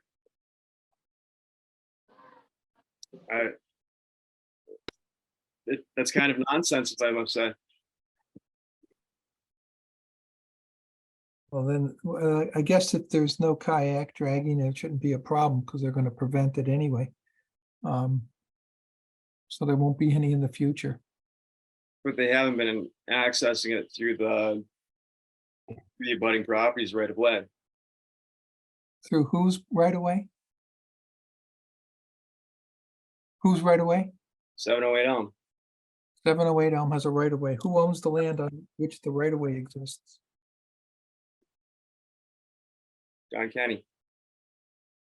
Yeah, there's a right of way that comes from Elm Street, and half of it is on Mr. Ruda's land, and half of it is on the proponent's land. It's basically ends up being 20-foot wide to access the back of the property. Okay, so it's a private right of way? Yeah, it's private right of way. And we're not doing anything to that right of way. That's, in other words, it's irrelevant to our proposal because everything we're doing is beyond that right of way. We're gonna touch the right of way in any way. Correct. But no, you made mention that there is foot traffic erosion such as a goat path, as it may be called, but from the dragging of kayaks down the waterfront. I've yet to see anyone arrive at the rental property, mind you, that's brought a kayak or has done any such thing to go down and into the water. I guess it really doesn't matter whether kayaks have been dragged or not, as far as what I'm concerned with. I'm not the police to determine whether somebody's been dragging a kayak or not, or whether someone's been improperly using a right of way or not. So the question is kind of like a red herring about whether the kayaks have been dragged or not. I'm Of not course, but concerned about it. It doesn't affect our jurisdiction. What I would suggest, there is evidence that people, whatever that, I've not seen, I've seen, there is foot damage on the bank slope. At our site visit, we did see that. correct, there are, ways that, water must flow. And that's part of the erosion you see, and there's also definitely, animal traffic. We see a bunch of deer, coyotes, fox, everything else, so I think they're just animal path. I think you could also include Homo sapiens in that. Definitely homos. So, I mean, look, but it's kind of irrelevant, truthfully, as to whether or not anybody dragged the kayak down there or not, or anybody. I agree with that. It's not really the issue, okay? The issue is a little more specific to the Wetlands Protection Act and the Town of Dartmouth Conservation Wetland Bylaws. So, I don't want to lose track of what we're here for. Mr. Chair, could we revisit this fence issue? I definitely agree with you, and I think it's way out of our jurisdiction to be recommending what type of fence, unless it was involving lawn expansion or something like that to prohibit someone from accessing expanding their land into the wetland. And I'm looking at the drawing here, and the proposed fence is along the backside of the property, not even close to the coastal area. Am I correct there, Mark? Yeah, it's in buffer zone, it's in land subject to flooding, and it's in riverfront area. It's not near vegetated wetland, but it's within jurisdictional and regulated areas. Okay. Kyle, most of the site, and DEP did make a comment that Rich or Prime did not show the extent of the riverfront area. There's a reason for that. The extent of the riverfront area is off this plan. The entire plan falls within the riverfront area. Okay.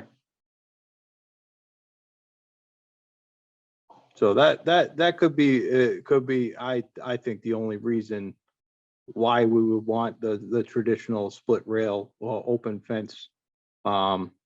Just to ensure, like we've done in the past, to not expand any lawn area or anything like that. Yeah, I think if we usually do that, Kyle, when we're the ones who request that the fence be erected. And Yep. we go with those options because they're usually cheaper to construct, and we even say you can do vegetated fence, whatever. We're Yep. trying to use it as a demarcation. My guess here is that it's a property line. Okay, they want to demarcate their property line. We didn't ask them to put a fence up, so. Yep. We really have, in my view, unless there's something it's going to inhibit, in other words, prevent water from flowing correctly or something of that sort. I'd be hard pressed to try to describe what type of fence we're going to allow them to put up. And I Absolutely. understand Mark's comments about aesthetics, okay? But that's why I said, well, let's point to an aesthetic that we have to conform to. Now, there's a difference in my opinion, there's a difference when you have a public view. Okay, so for instance, you're looking at some of the properties when you come over the Paid Bridge, to me, that's a public view. That's an aesthetic. Yep. But I think we go beyond our jurisdiction to protect a private view for which there is no legal right. Agree. That's my point. That's just Agree. so I'm looking at this and I'm saying, okay, what's the reason why they can't have the fence they want? Well, we don't want the neighbor's view to be impeded. I mean, as much as I may sympathize, I don't know that it's within our power to do that. I don't think it is. I know there's been plenty of cases where folks have tried to stop development because it's going to impede their view. And I can't think of one case where that person succeeded. They just don't have a right to a view unless they have a view easement, in which case I'm sure we would have heard about it. I didn't do a title on this. I'm not supposed to, but if you have a view easement, then you're entitled to that view, even though you don't own the land. But barring a view easement, no, you don't. Pretty simple. We will retract that recommendation. No, I'm trying to, that's kind of, I just was, See what you're saying? yeah, I just wanted to be sure, because I thought maybe there was something, that within our powers that this type of fence would be a problem for. I know in some communities, they say you can't put up a stockade fence in certain areas because of velocity of the wave act, whatever that is. So you've got to have the water pass through. I get that. If that's not an issue, though, it's not for a view. And I understand why you retracted it. So I get it. Anyway, I do get it. And I'm not saying I'm not I'm not unsympathetic. I am, but I just have to follow the law, guys. So any other comments from anybody in the audience? I don't see any. Nothing further, thank you. You're welcome. So I'll entertain at this point a motion to close the public hearing. So moved. Second. Second. Okay, we have a seconded motion with a roll call vote. Kyle, Yes. Richard, Yes. Patty, Yes. Jim, Yes. Joe, Yes. Matt, Yes. and I'm a yes. That passes unanimously. Commissioners, what's your pleasure on this request? I have a quick question. I didn't get the plan submittal date. June 28th. 2023. And I have one more question about the proposed conditions. Were there conditions other than the recommendation? Maybe you could review that other than the recommendation for the type of fence. Yeah, there were three. It was one being the applicant must submit a list of all cuttings prior to the work. Another one that all invasive species are to be removed by hand and dragged out to the lawn area. And lastly, the applicant must schedule a site visit prior to vegetation removal to review the specifics of the cutting and review the identified plants for removal. A plan shall be provided prior to the site visit. Great, thank you very much. Welcome. Thank you for the information. So make a motion for a standard order of condition according to the plan submitted on June 28th, 2023, with the three conditions just so stated by Mr. Seablum. I think Adam forgot the ECD condition, the erosion control. Oh, and the please include the erosion control condition. Okay, we have a Apologize, I motion. thought you were just asking for the special ones. I did. I did. That was my fault. I'm sorry. We have a motion on the floor. Do we have a second on the motion? Second.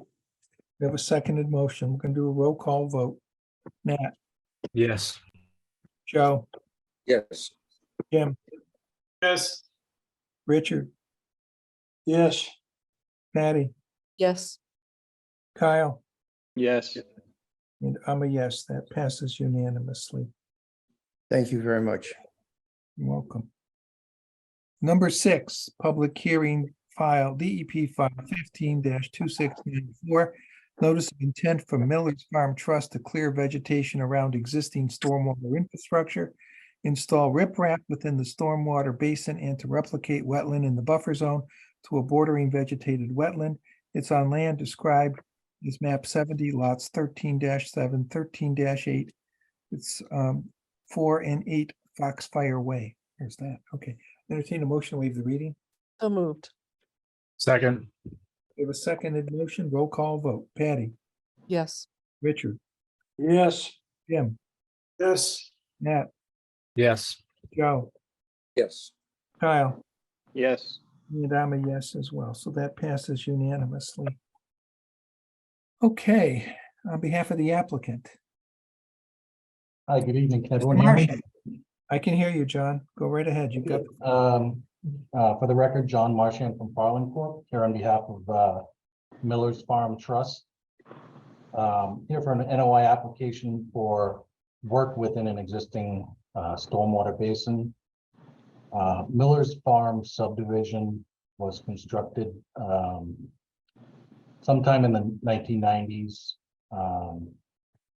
At some point between when the subdivision was constructed and today, the stormwater basin on Foxfire Way was allowed to, or the maintenance was neglected for a period of time, and vegetation, overgrown vegetation has taken over the basin. There's trees in the side slope, trees on the floor of the basin, and it has become a bordering vegetated wetland, a wetland resource area. Miller's Farm Trust would like to be able to maintain the basin so that it functions as it was intended. To do that, they're proposing to clear the vegetation around the existing basin inlet and basin outlet, install some riprap so that they can maintain it going forward. In order to do that, because the basin is a wetland resource area, they need to replicate the wetland that they're disturbing.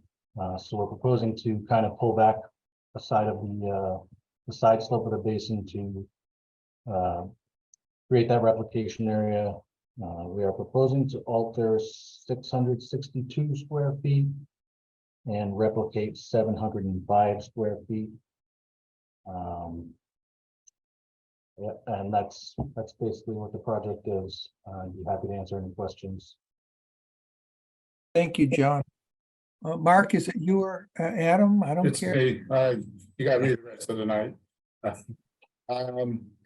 Yeah, I think John pretty much summed it up. Just a couple of things. I have been involved with this particular project, I think long before John got involved. The homeowners association, you know, with subdivisions, they're supposed to establish a homeowners association. The developer did verbally, but he didn't really have any substance. Some of the owners were reading their deeds and things like that and learned that there was a homeowners association. So the homeowners association kind of formed late. And they discovered a lot of documents, one of which was a maintenance plan that had been approved for the subdivision for the detention basins. I think there are 3 in the subdivision, if I recall correctly, maybe a 4th. But this one particular, Foxfire Lane, has just become non-functional. I mean, it's a hole, it's a wetland, but it's not really doing its intended drainage function for which it was approved. What they are proposing is what I think minimal maintenance to get it back to functionality. And I think that the proposed impacts of 690 feet or 680 feet, whatever it was, square feet, is certainly appropriate to stabilize the inlets and the outlets, the inlet and the outlet, which have silted in and are just very problematic. And I think that the restoration that they propose is more than adequate to offset the impacts of the riprap at the inverts for the inlet and the outlet. Therefore, the commission is recommending standard order of condition with erosion and control devices pushed in the work areas to protect the wetlands that they don't touch, as per the plan dated June 29th, 2023. Thank you, Mark. Do any commissioners have any questions of either the applicant or Mark? Don't see any. Is there anyone in the audience that wants to be heard on this application? I don't see anybody. Okay, I'll entertain a motion to close the public hearing. So moved. Second. A seconded motion. We're going to go with a roll call vote. We're going to go with Nat, Yes. Joe, Yes. Jim, Yes. Patty, Yes. Kyle, Yes. and Richard, Yes. and I'm a yes. That passes unanimously. Commissioners, what's your pleasure on this request? Make a motion for standard order of conditions according to the plan submitted on 6/29/2023, and add the conditions as stated by Mr. Garrett. Second on that motion. Second. We have a seconded motion. Roll call vote. Joe, Yes. Kyle, Yes. Richard, Yes. Patty, Yes. Jim, Yes. Nat, Yes. and I'm a yes. That passes unanimously. Thank you all. Have a good night. Thank you. You too. Good to see you, John. Number 7, it's public hearing. We do have a file. Number. It's DEP file 15-2695. It's on the notice of intent from Joseph Gandaharo. I may be mispronouncing your name and I apologize. For the construction of a garage in a buffer zone to a bordering vegetated wetland. It's on land described as map 61 lot 6-9. It's at 1080 Reed Road. I'll entertain a motion to waive the reading. So moved. Second. We have a second motion. Roll call vote. Nat, Yes. Kyle, Yes. Joe, Yes. Addie, Yes. Richard, Yes. Jim, Yes. thank you. And I'm a yes, that passes unanimously. And who's here on behalf of the applicant? Can you hear me? This is Zach from Existing Grade. Yes, I can hear you. Perfect. Again, on behalf of the applicant, this is Zachary Gless from Existing Grade, the design engineer for the site. As you had mentioned, the property is 1080 Reed Road in Dartmouth. There is a vegetated border and wetland that surrounds the property that's been delineated by Mr. Walsh that we had surveyed and provided on the plan. The intent of the project is there's an existing kind of shed one-car garage. I'm going to call it at the northwestern corner of the property behind the house. And the intent is to remove that and then construct a 30 by 40 foot garage, 1,200 square feet. In regards to the roof runoff, we've designed a 4 chamber Cultec unit to infiltrate the roof runoff, which fully handles and infiltrates the 1-inch water quality storm event. The project is going to be surrounded by erosion control. And then just for reference, the closest point of the garage is going to be just over 27 feet from that delineated wetland line. There's a little portion of an existing kind of crushed stone driveway that we're proposing to remove. That's not going to be needed to access that garage. That's going to be revegetated with grass. That's about 330 square feet as well. I guess kind of in a general gist, that's the extent of the project. So I'd open it up to any questions from the board. Thank you, Zachary. Mark, I'd be interested in hearing the comments and suggestions and recommendations of staff. Yes, just a couple of things, just back some background here.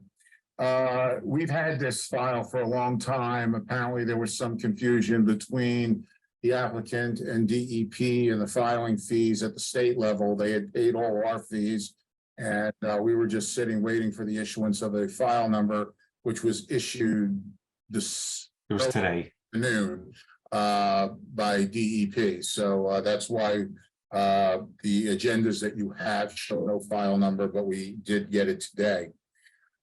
This originally came before us, and Mr. Walsh had flagged the wetlands, and he had done a good job, except for one minor problem. He stopped short of really the project area. Even though the wetlands are off-site, the whole run behind the project area to the northwest had not been flagged. We cited that. Mr. Walsh went out, reflagged, and extended the line. And we reviewed that line, and it was very accurate, and we were just waiting for the file number. Having said that, the proposal is to demolish an existing structure in a developed portion of the property in the northwestern corner, and to propose a new structure with the drainage system as Zach had indicated. We see no issue with the proposal and are recommending a standard order of conditions with our standard ECD condition as per the plan revised on June 12th, 2023. Thank you, Mark. Do any commissioners have any questions of either the applicant or staff? I don't see any. Is there anyone in the audience that wants to be heard on this application? I don't see any. So with that, I'll entertain a motion to close the public hearing. So moved. Second. We have a seconded motion. Roll call vote. Richard? Yes, right here. I didn't hear you. I'm sorry. Oh, roll call vote. That's okay. Yes? To close the public hearing? You want to close the public hearing? See, I can't hear you. Something's wrong. Oh. Well, I'll entertain. Wait, Patty, Yes. Kyle, Yes. Jim, Yes. Joe, Yes. Matt, Yes. Richard, can you hear me now? I can now, and the answer is yes. Okay, and I'm a yes as well. That passes unanimously. So commissioners, what's your pleasure on this request? Make a motion for a standard order of conditions according to the plan that was submitted, the revised plan submitted on June 12th, 2023. And please add the conditions that Mr. Garrett specified. We have a motion on the floor. Do we have a second on the motion? Second. We have a seconded motion. Roll call vote. Richard? Yes. All right. Matt, Yes. Joe, Yes. Jim, Yes. Patty, Yes. Kyle, Yes. and I'm a yes. That motion passes unanimously. Thank you. Perfect. Thank you very much. You're welcome. We're now moving on to the items for discussion. Are there any bills to pay? No. All right, bylaw follow-up. I did see that Mark had sent everybody the product of our workshop bylaw meeting. Did anyone have any comments or questions or find anything that was put in there that we didn't agree on? I want to say I've not had an opportunity to review it. I know I wasn't at the meeting, but I trust that you all had a wonderful meeting and got a lot done. I think it was productive, Patty, and I think we did get a lot done. We went through it. I think it's in order to give to town council now, my personal feeling on that. I didn't see anything there that I would have corrected. Yeah, I would agree. And I feel like, Patty, we tried to incorporate some of your previous comments from previous meetings. So I feel like some of your comments were incorporated in discussion. Great. I'm due to family medical issues. I just haven't had an opportunity. Yeah. Understood. Yeah, but you certainly have added a lot during our previous discussions, and we were mindful of your comments, so we didn't disregard them. And I think what Mark circulated accurately reflects the opinion of the commissioners who were present at the workshop, which I think now can go to town council. Mark, do you want to vote on that to go to town council, or? Make an authorization to send that to town council, yes. I'll entertain a motion to authorize Mark Garrett to submit to town council the proposed bylaw amendments. So moved. Second, It's a roll call vote. Kyle, yes. Richard, Yes. Patty, Yes. Jim, Yes. Joe, Yes. Matt, Yes. and I'm a yes, so that passes unanimously. Mark, the floor is yours now on these enforcement issues. Okay, I'll try to make them relatively brief. The first one's 673 Tucker Road. That is the Olivera property just north of Brussels Mills Road. All the plantings are in place. We're just waiting on the signage for the barrier that indicates that the area is protected under conservation jurisdiction, no dumping, no activity, ... So that's proceeding accordingly. Kearsarge Solar, John Vertent Way. I don't know if you remember this one. This was the big one up on the New Bedford Dartmouth town line in the industrial park. Sure. The operator, not the owner being Kearsarge, the operator who they leased to decided to make the attempt to make the solar field more efficient. So he cut every tree down in the wetland areas, and so they we issued an enforcement order, and Prime Engineering, functioning as their consultant, put together a restoration plan which we approved in an order of conditions. They came back to us for COC on that order. Excuse me, no, they did not. They still have to come before us for the restoration COC, but there was a pre-existing order for the construction of solar panels, and we issued a partial COC on that because the panels themselves were installed correctly, but they didn't fulfill their ground stabilization program.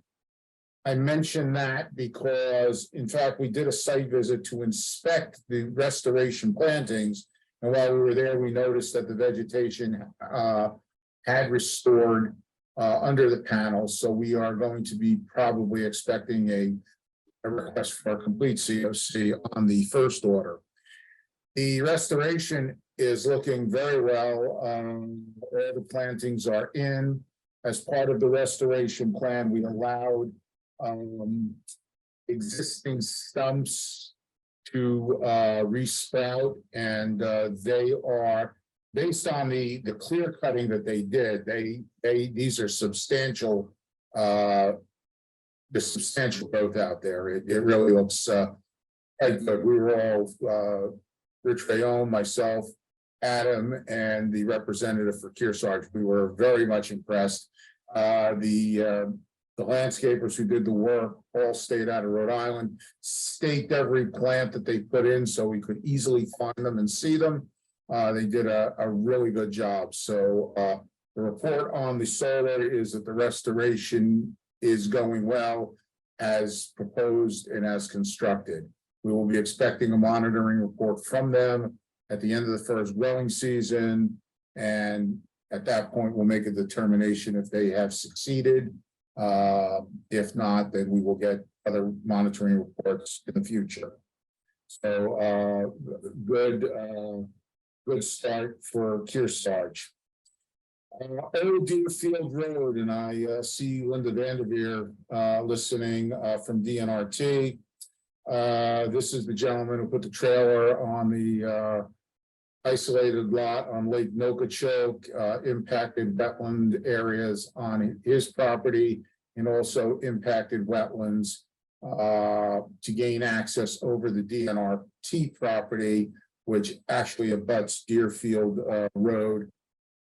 There is a literal narrative in the deed, in DNRT's deed for allowing access to this rear lot, but nowhere has that been legally shown on a plan as an easement, nor is there any stipulation that they could clear portions of the wetland to get big vehicles in there. So there is a violation. The violation would be to Mr. Guerrera and also to DNRT, unfortunately, although they are victims here, but there is stuff on their property. Having said all that, Mr. Guerrera has contracted with LEC Consultants, a well-known, well-respected wetland consulting firm.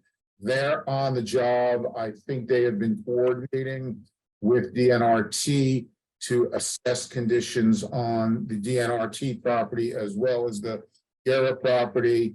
So the report is that it is moving forward, and hopefully we'll be seeing some sort of after the fact notice of intent in the not too distant future. As a sidebar, one of the issues that comes up is how does a trailer exist relative to zoning? And speaking with the zoning agent, he does not really have jurisdiction, but technically Mr. Guerra needs a permit from the select board to have a seasonal vehicle trailer on this particular property as a seasonal residence. So he has other issues besides just the wetland issue to deal with relative to keeping that vehicle on site. It's out of the way. It's really not seen unless you're on the upper portion of the lake, but nonetheless, it's not very compliant right now. So that's just a status report on that. Next, the Francis status. You are all aware of the Francis site over on Fisher Road, which abuts the Fisher property. There was an enforcement action issued many years back by the commission for the Francises to evaluate impacted wetlands and determine where they were and restore whatever needed to be restored. They failed to do so. We took them to court. The court sided with the commission's enforcement order, has issued a series of orders. Let's see. Civil action order on plaintiff's second motion for default judgment. I won't read the whole thing.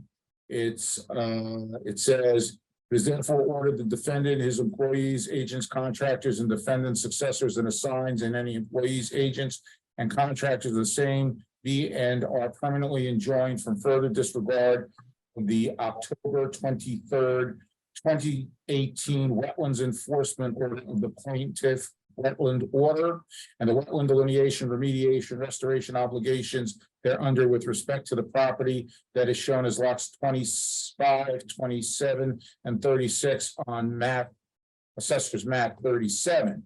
It is further ordered that the defendant and his successors and assigns must comply with the wetland delineation, remediation obligations within 30 to 90-day deadlines of the wetland order. That was issued on July 22nd, 2022.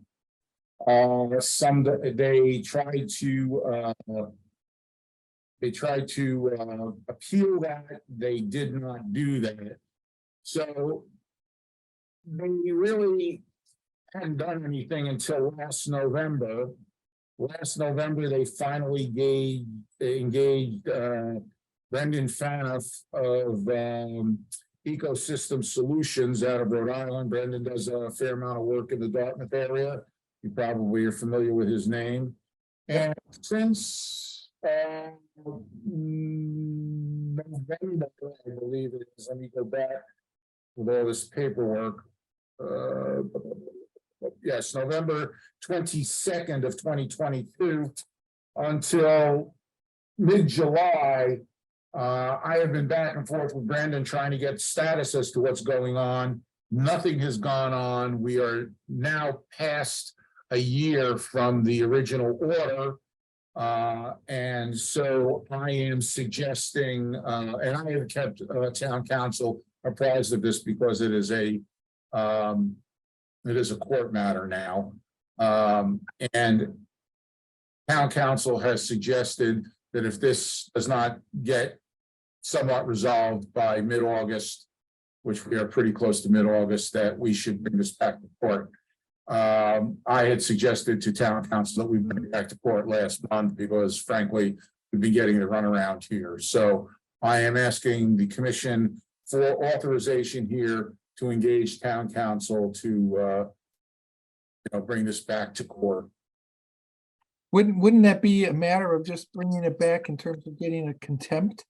Yes, I'm not the attorney, but yes, it would be. So I mean, I think that's correct. I mean, if you're in contempt of a court order, there's not only financial that the court can impose, it's also imprisonment, okay? Contempt of a court order will put you in jail. All right, and believe it or not, there are Superior Court judges who like nothing better than to put 60 days House of Corrections. And there's by the time you appeal that, you've done your 60 days. So Ash Street Jail is not a pleasant place to be in the summer. So I would suggest, I will certainly entertain a motion to authorize Mark to engage counsel to seek contempt on this matter. So moved. Second, We have a motion seconded, roll call vote. Richard, yes. Kyle, Yes. Patty, Yes. Jim, Yes. Joe, Yes. Matt, Yes. I'm a yes. I mean, play nice guy, don't get anywhere, the court will just throw you in jail. And they don't care. You got a business to run, you got a family, you're spending 60 days in the House of Corrections. Get used to a toilet that's not exactly private. And I hope you have this in orange, because you'll be wearing. The last one is the Monterey 22 Slocum Road enforcement order after the fact notice of intent expired, extended, extension expired, work not completed by the April 28th deadline. We extended into June due to supply issues. Got into June, still hadn't done anything. I shouldn't say done anything. They did some stuff up front very quickly. Then it just kind of dropped off the face of the earth. I sent them the letter that I wanted it completed by July 31st. July 31st came and went. I took the plan of record out and looked at the site. There was a Phragmites eradication that has not even been looked at yet in the BVW. Much of the work is not done. I have been more than flexible, so I've been told by their consultant and by the Marais themselves in trying to get them into compliance. And frankly, I've been managing this for 5 years, and we're still nowhere's, we're partially there. So I am looking for authorization to bring town council involved to look at potential litigation at I this think point. that's what we have to do. I mean, I mean, we just, if people won't voluntarily comply to correct something that was done improperly, we'll go to court and let the court order it, and then let the chips fall they may. Just adds to the cost. If people want to add to their own misery, go right ahead. If you don't want to cooperate, that's not my problem. Okay, that's why we have courts. The remedy will be talk to the judge, listen to the judge impose the sentence on you, and then wish you cooperated, because it'll just cost more. And I'm at this point, I'm fed up too, because this is more, we've been more than lenient in trying to have this resolved in a timely fashion, trying to take into account every excuse for why it couldn't get done. And we're being disregarded, and frankly, go to court. I don't want to talk about it anymore. Let's lawyer up, let I that agree. lawyer up, and they could have spent the money to fix the problem. Now they're going to spend the money to litigate it and fix the problem. Good luck. I agree with you, Mike. I I'm think just tired of it. we've been very lenient, very understanding, given them lots of time. I'm sick of it too. And I think if they don't want to do it, or they're trying to Yeah. get away with it, I'm Go not to the sure. judge. I think it has to go to town council, has to go to court. I agree. Yeah, this certainly had an adequate amount of time considering this was a violation while I was on the commission Yes, last. it was. Yeah, exactly. Absolutely right. You know. We did a site visit back then. J.P. McDonald was on too. That's Yeah. right. That's right. Yeah. So there's a lot Yeah. of water is passed under the bridge. And, my patience is worn out. I don't have any anymore. Yeah, I don't either. Take it up with the judge, let the judge decide. Yep. I mean, I don't understand why people want to spend money foolishly, but hey, do what you have to do, man. Do you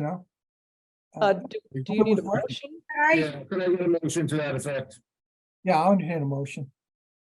Hi, Mike. This is Jen. I'm sorry, this is my first time using Zoom, so I don't even know if you can hear me. Yeah, we can, but this is. I know, it is, but all the work has been completed. Honestly, we did see Mark drive in the driveway, but I don't know what area he's talking about, but we went through it with a fine comb. We even purchased like 2 extra plants. Everything has been done. Even the hydro seeding has been done. Jen, I'm sorry. I know. It's not been done. There are 2 stands of Phragmites that are there. I went by them yesterday. They're still standing there.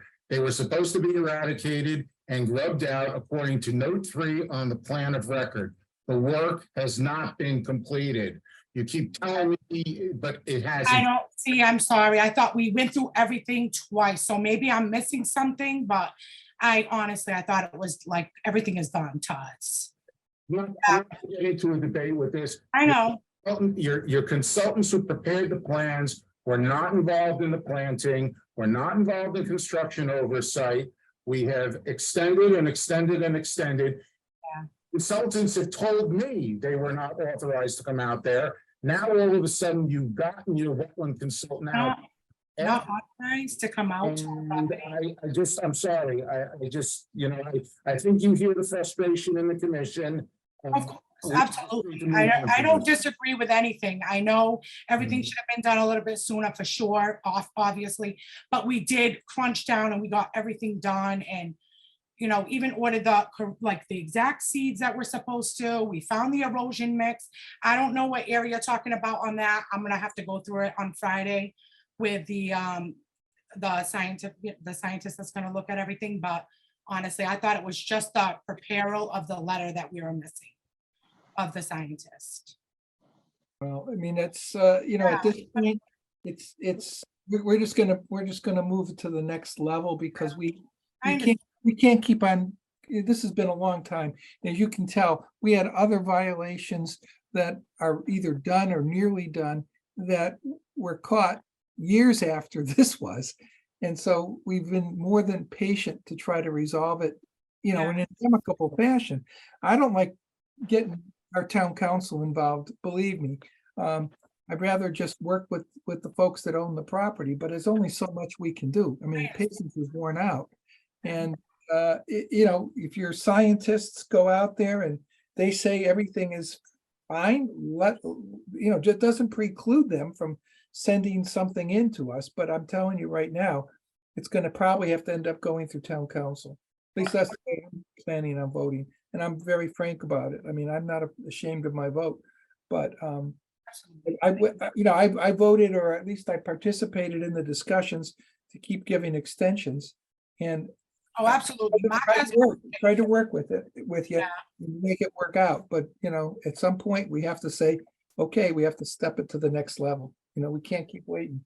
So, I mean, we'll do that, but I strongly urge you to work with your scientists, get them out there and make sure they have the plan that was approved and let them look at and see whether or not they agree with Mark, because if they don't, they should come in and tell him where they think he's wrong. Well, I strongly, I would love to extend the invite to anybody from the committee that would like to go out there at that Friday. I can send out an email.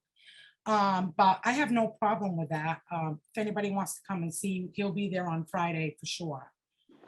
Well, I mean, we're gonna move it up to town council. I mean, then you should still meet with your environmental folks and see what they can do. Absolutely. All right, but so we've got a motion to authorize Mark to engage town council on this enforcement action. So moved. Second. We have a seconded motion, a roll call vote. Richard, Aye. Nat, Aye. Joe, Yes. Jim. Jim, you're muted. That's why I can't hear you. I thought it was just my hearing kind of fizzed out. All right, well, we're waiting for Jim to participate. Patty, Yes. Kyle, Yes. I'm a yes. Jim, can you unmute yourself? Yes. There you go. Perfect. So now we have it unanimous. I do have one other item very quickly. We need to have a member of the Conservation Commission for the community preservation. Kelly was our member. And with her resignation, we've been with no member on that. So if anybody wants to step forward, please let me know. And then we can take that up at the next meeting on the 22nd. I'm not expecting it tonight, but just give it some thought. We have to have they're required by their enabling legislation to have a member of conservation on. And so far, they've been unable to do anything because they haven't had a Conservation Commission member on board. If nobody else wants it, I mean, I was there before. I'd have no problem going back. You sure on that? No. Kyle? He's elected, Mike. Well, he volunteered. He's a volunteer, which is even better than being conscripted. Yeah, I mean, if anybody else wants it, it would be totally fine, but if nobody else wants it, I would have no issue going back because I'm familiar with those meetings and stuff. Yeah, you are actually. You were Kelly was your successor, I believe. Yeah. So, That- Like okay, the old days, Kyle. That's it, Richard. okay, well, perfect. Then I'll entertain a motion to have Kyle be the designee from the Conservation Commission So to moved. the community preservation. Second. Okay, Kyle, you can't vote, but roll call vote. Patty, Yes. Jim, Yes. Joe, Yes. Nat, Yes. Richard, Yes. and I'm a yes. Congratulations. Now you're wearing. Thank you, Kyle. I will, Kyle, I will notify Sue Dorscheid tomorrow. Yep. I think she was the secretary back when you were on. She's. Yep. It was back when I was on, way back when. So I will let, because she has texted me a couple of times on that, so I will let her know tomorrow. Okay, no Beautiful. problem. Thanks, Need a Kyle. motion- A motion No to problem. adjourn. So moved. Second, Second, okay, roll call vote. Kyle, yes. Patty, Yes. Jim, Yes. Joe, Yes. Nat, Yes. Richard, Yes. and I'm a yes. Meeting is adjourned.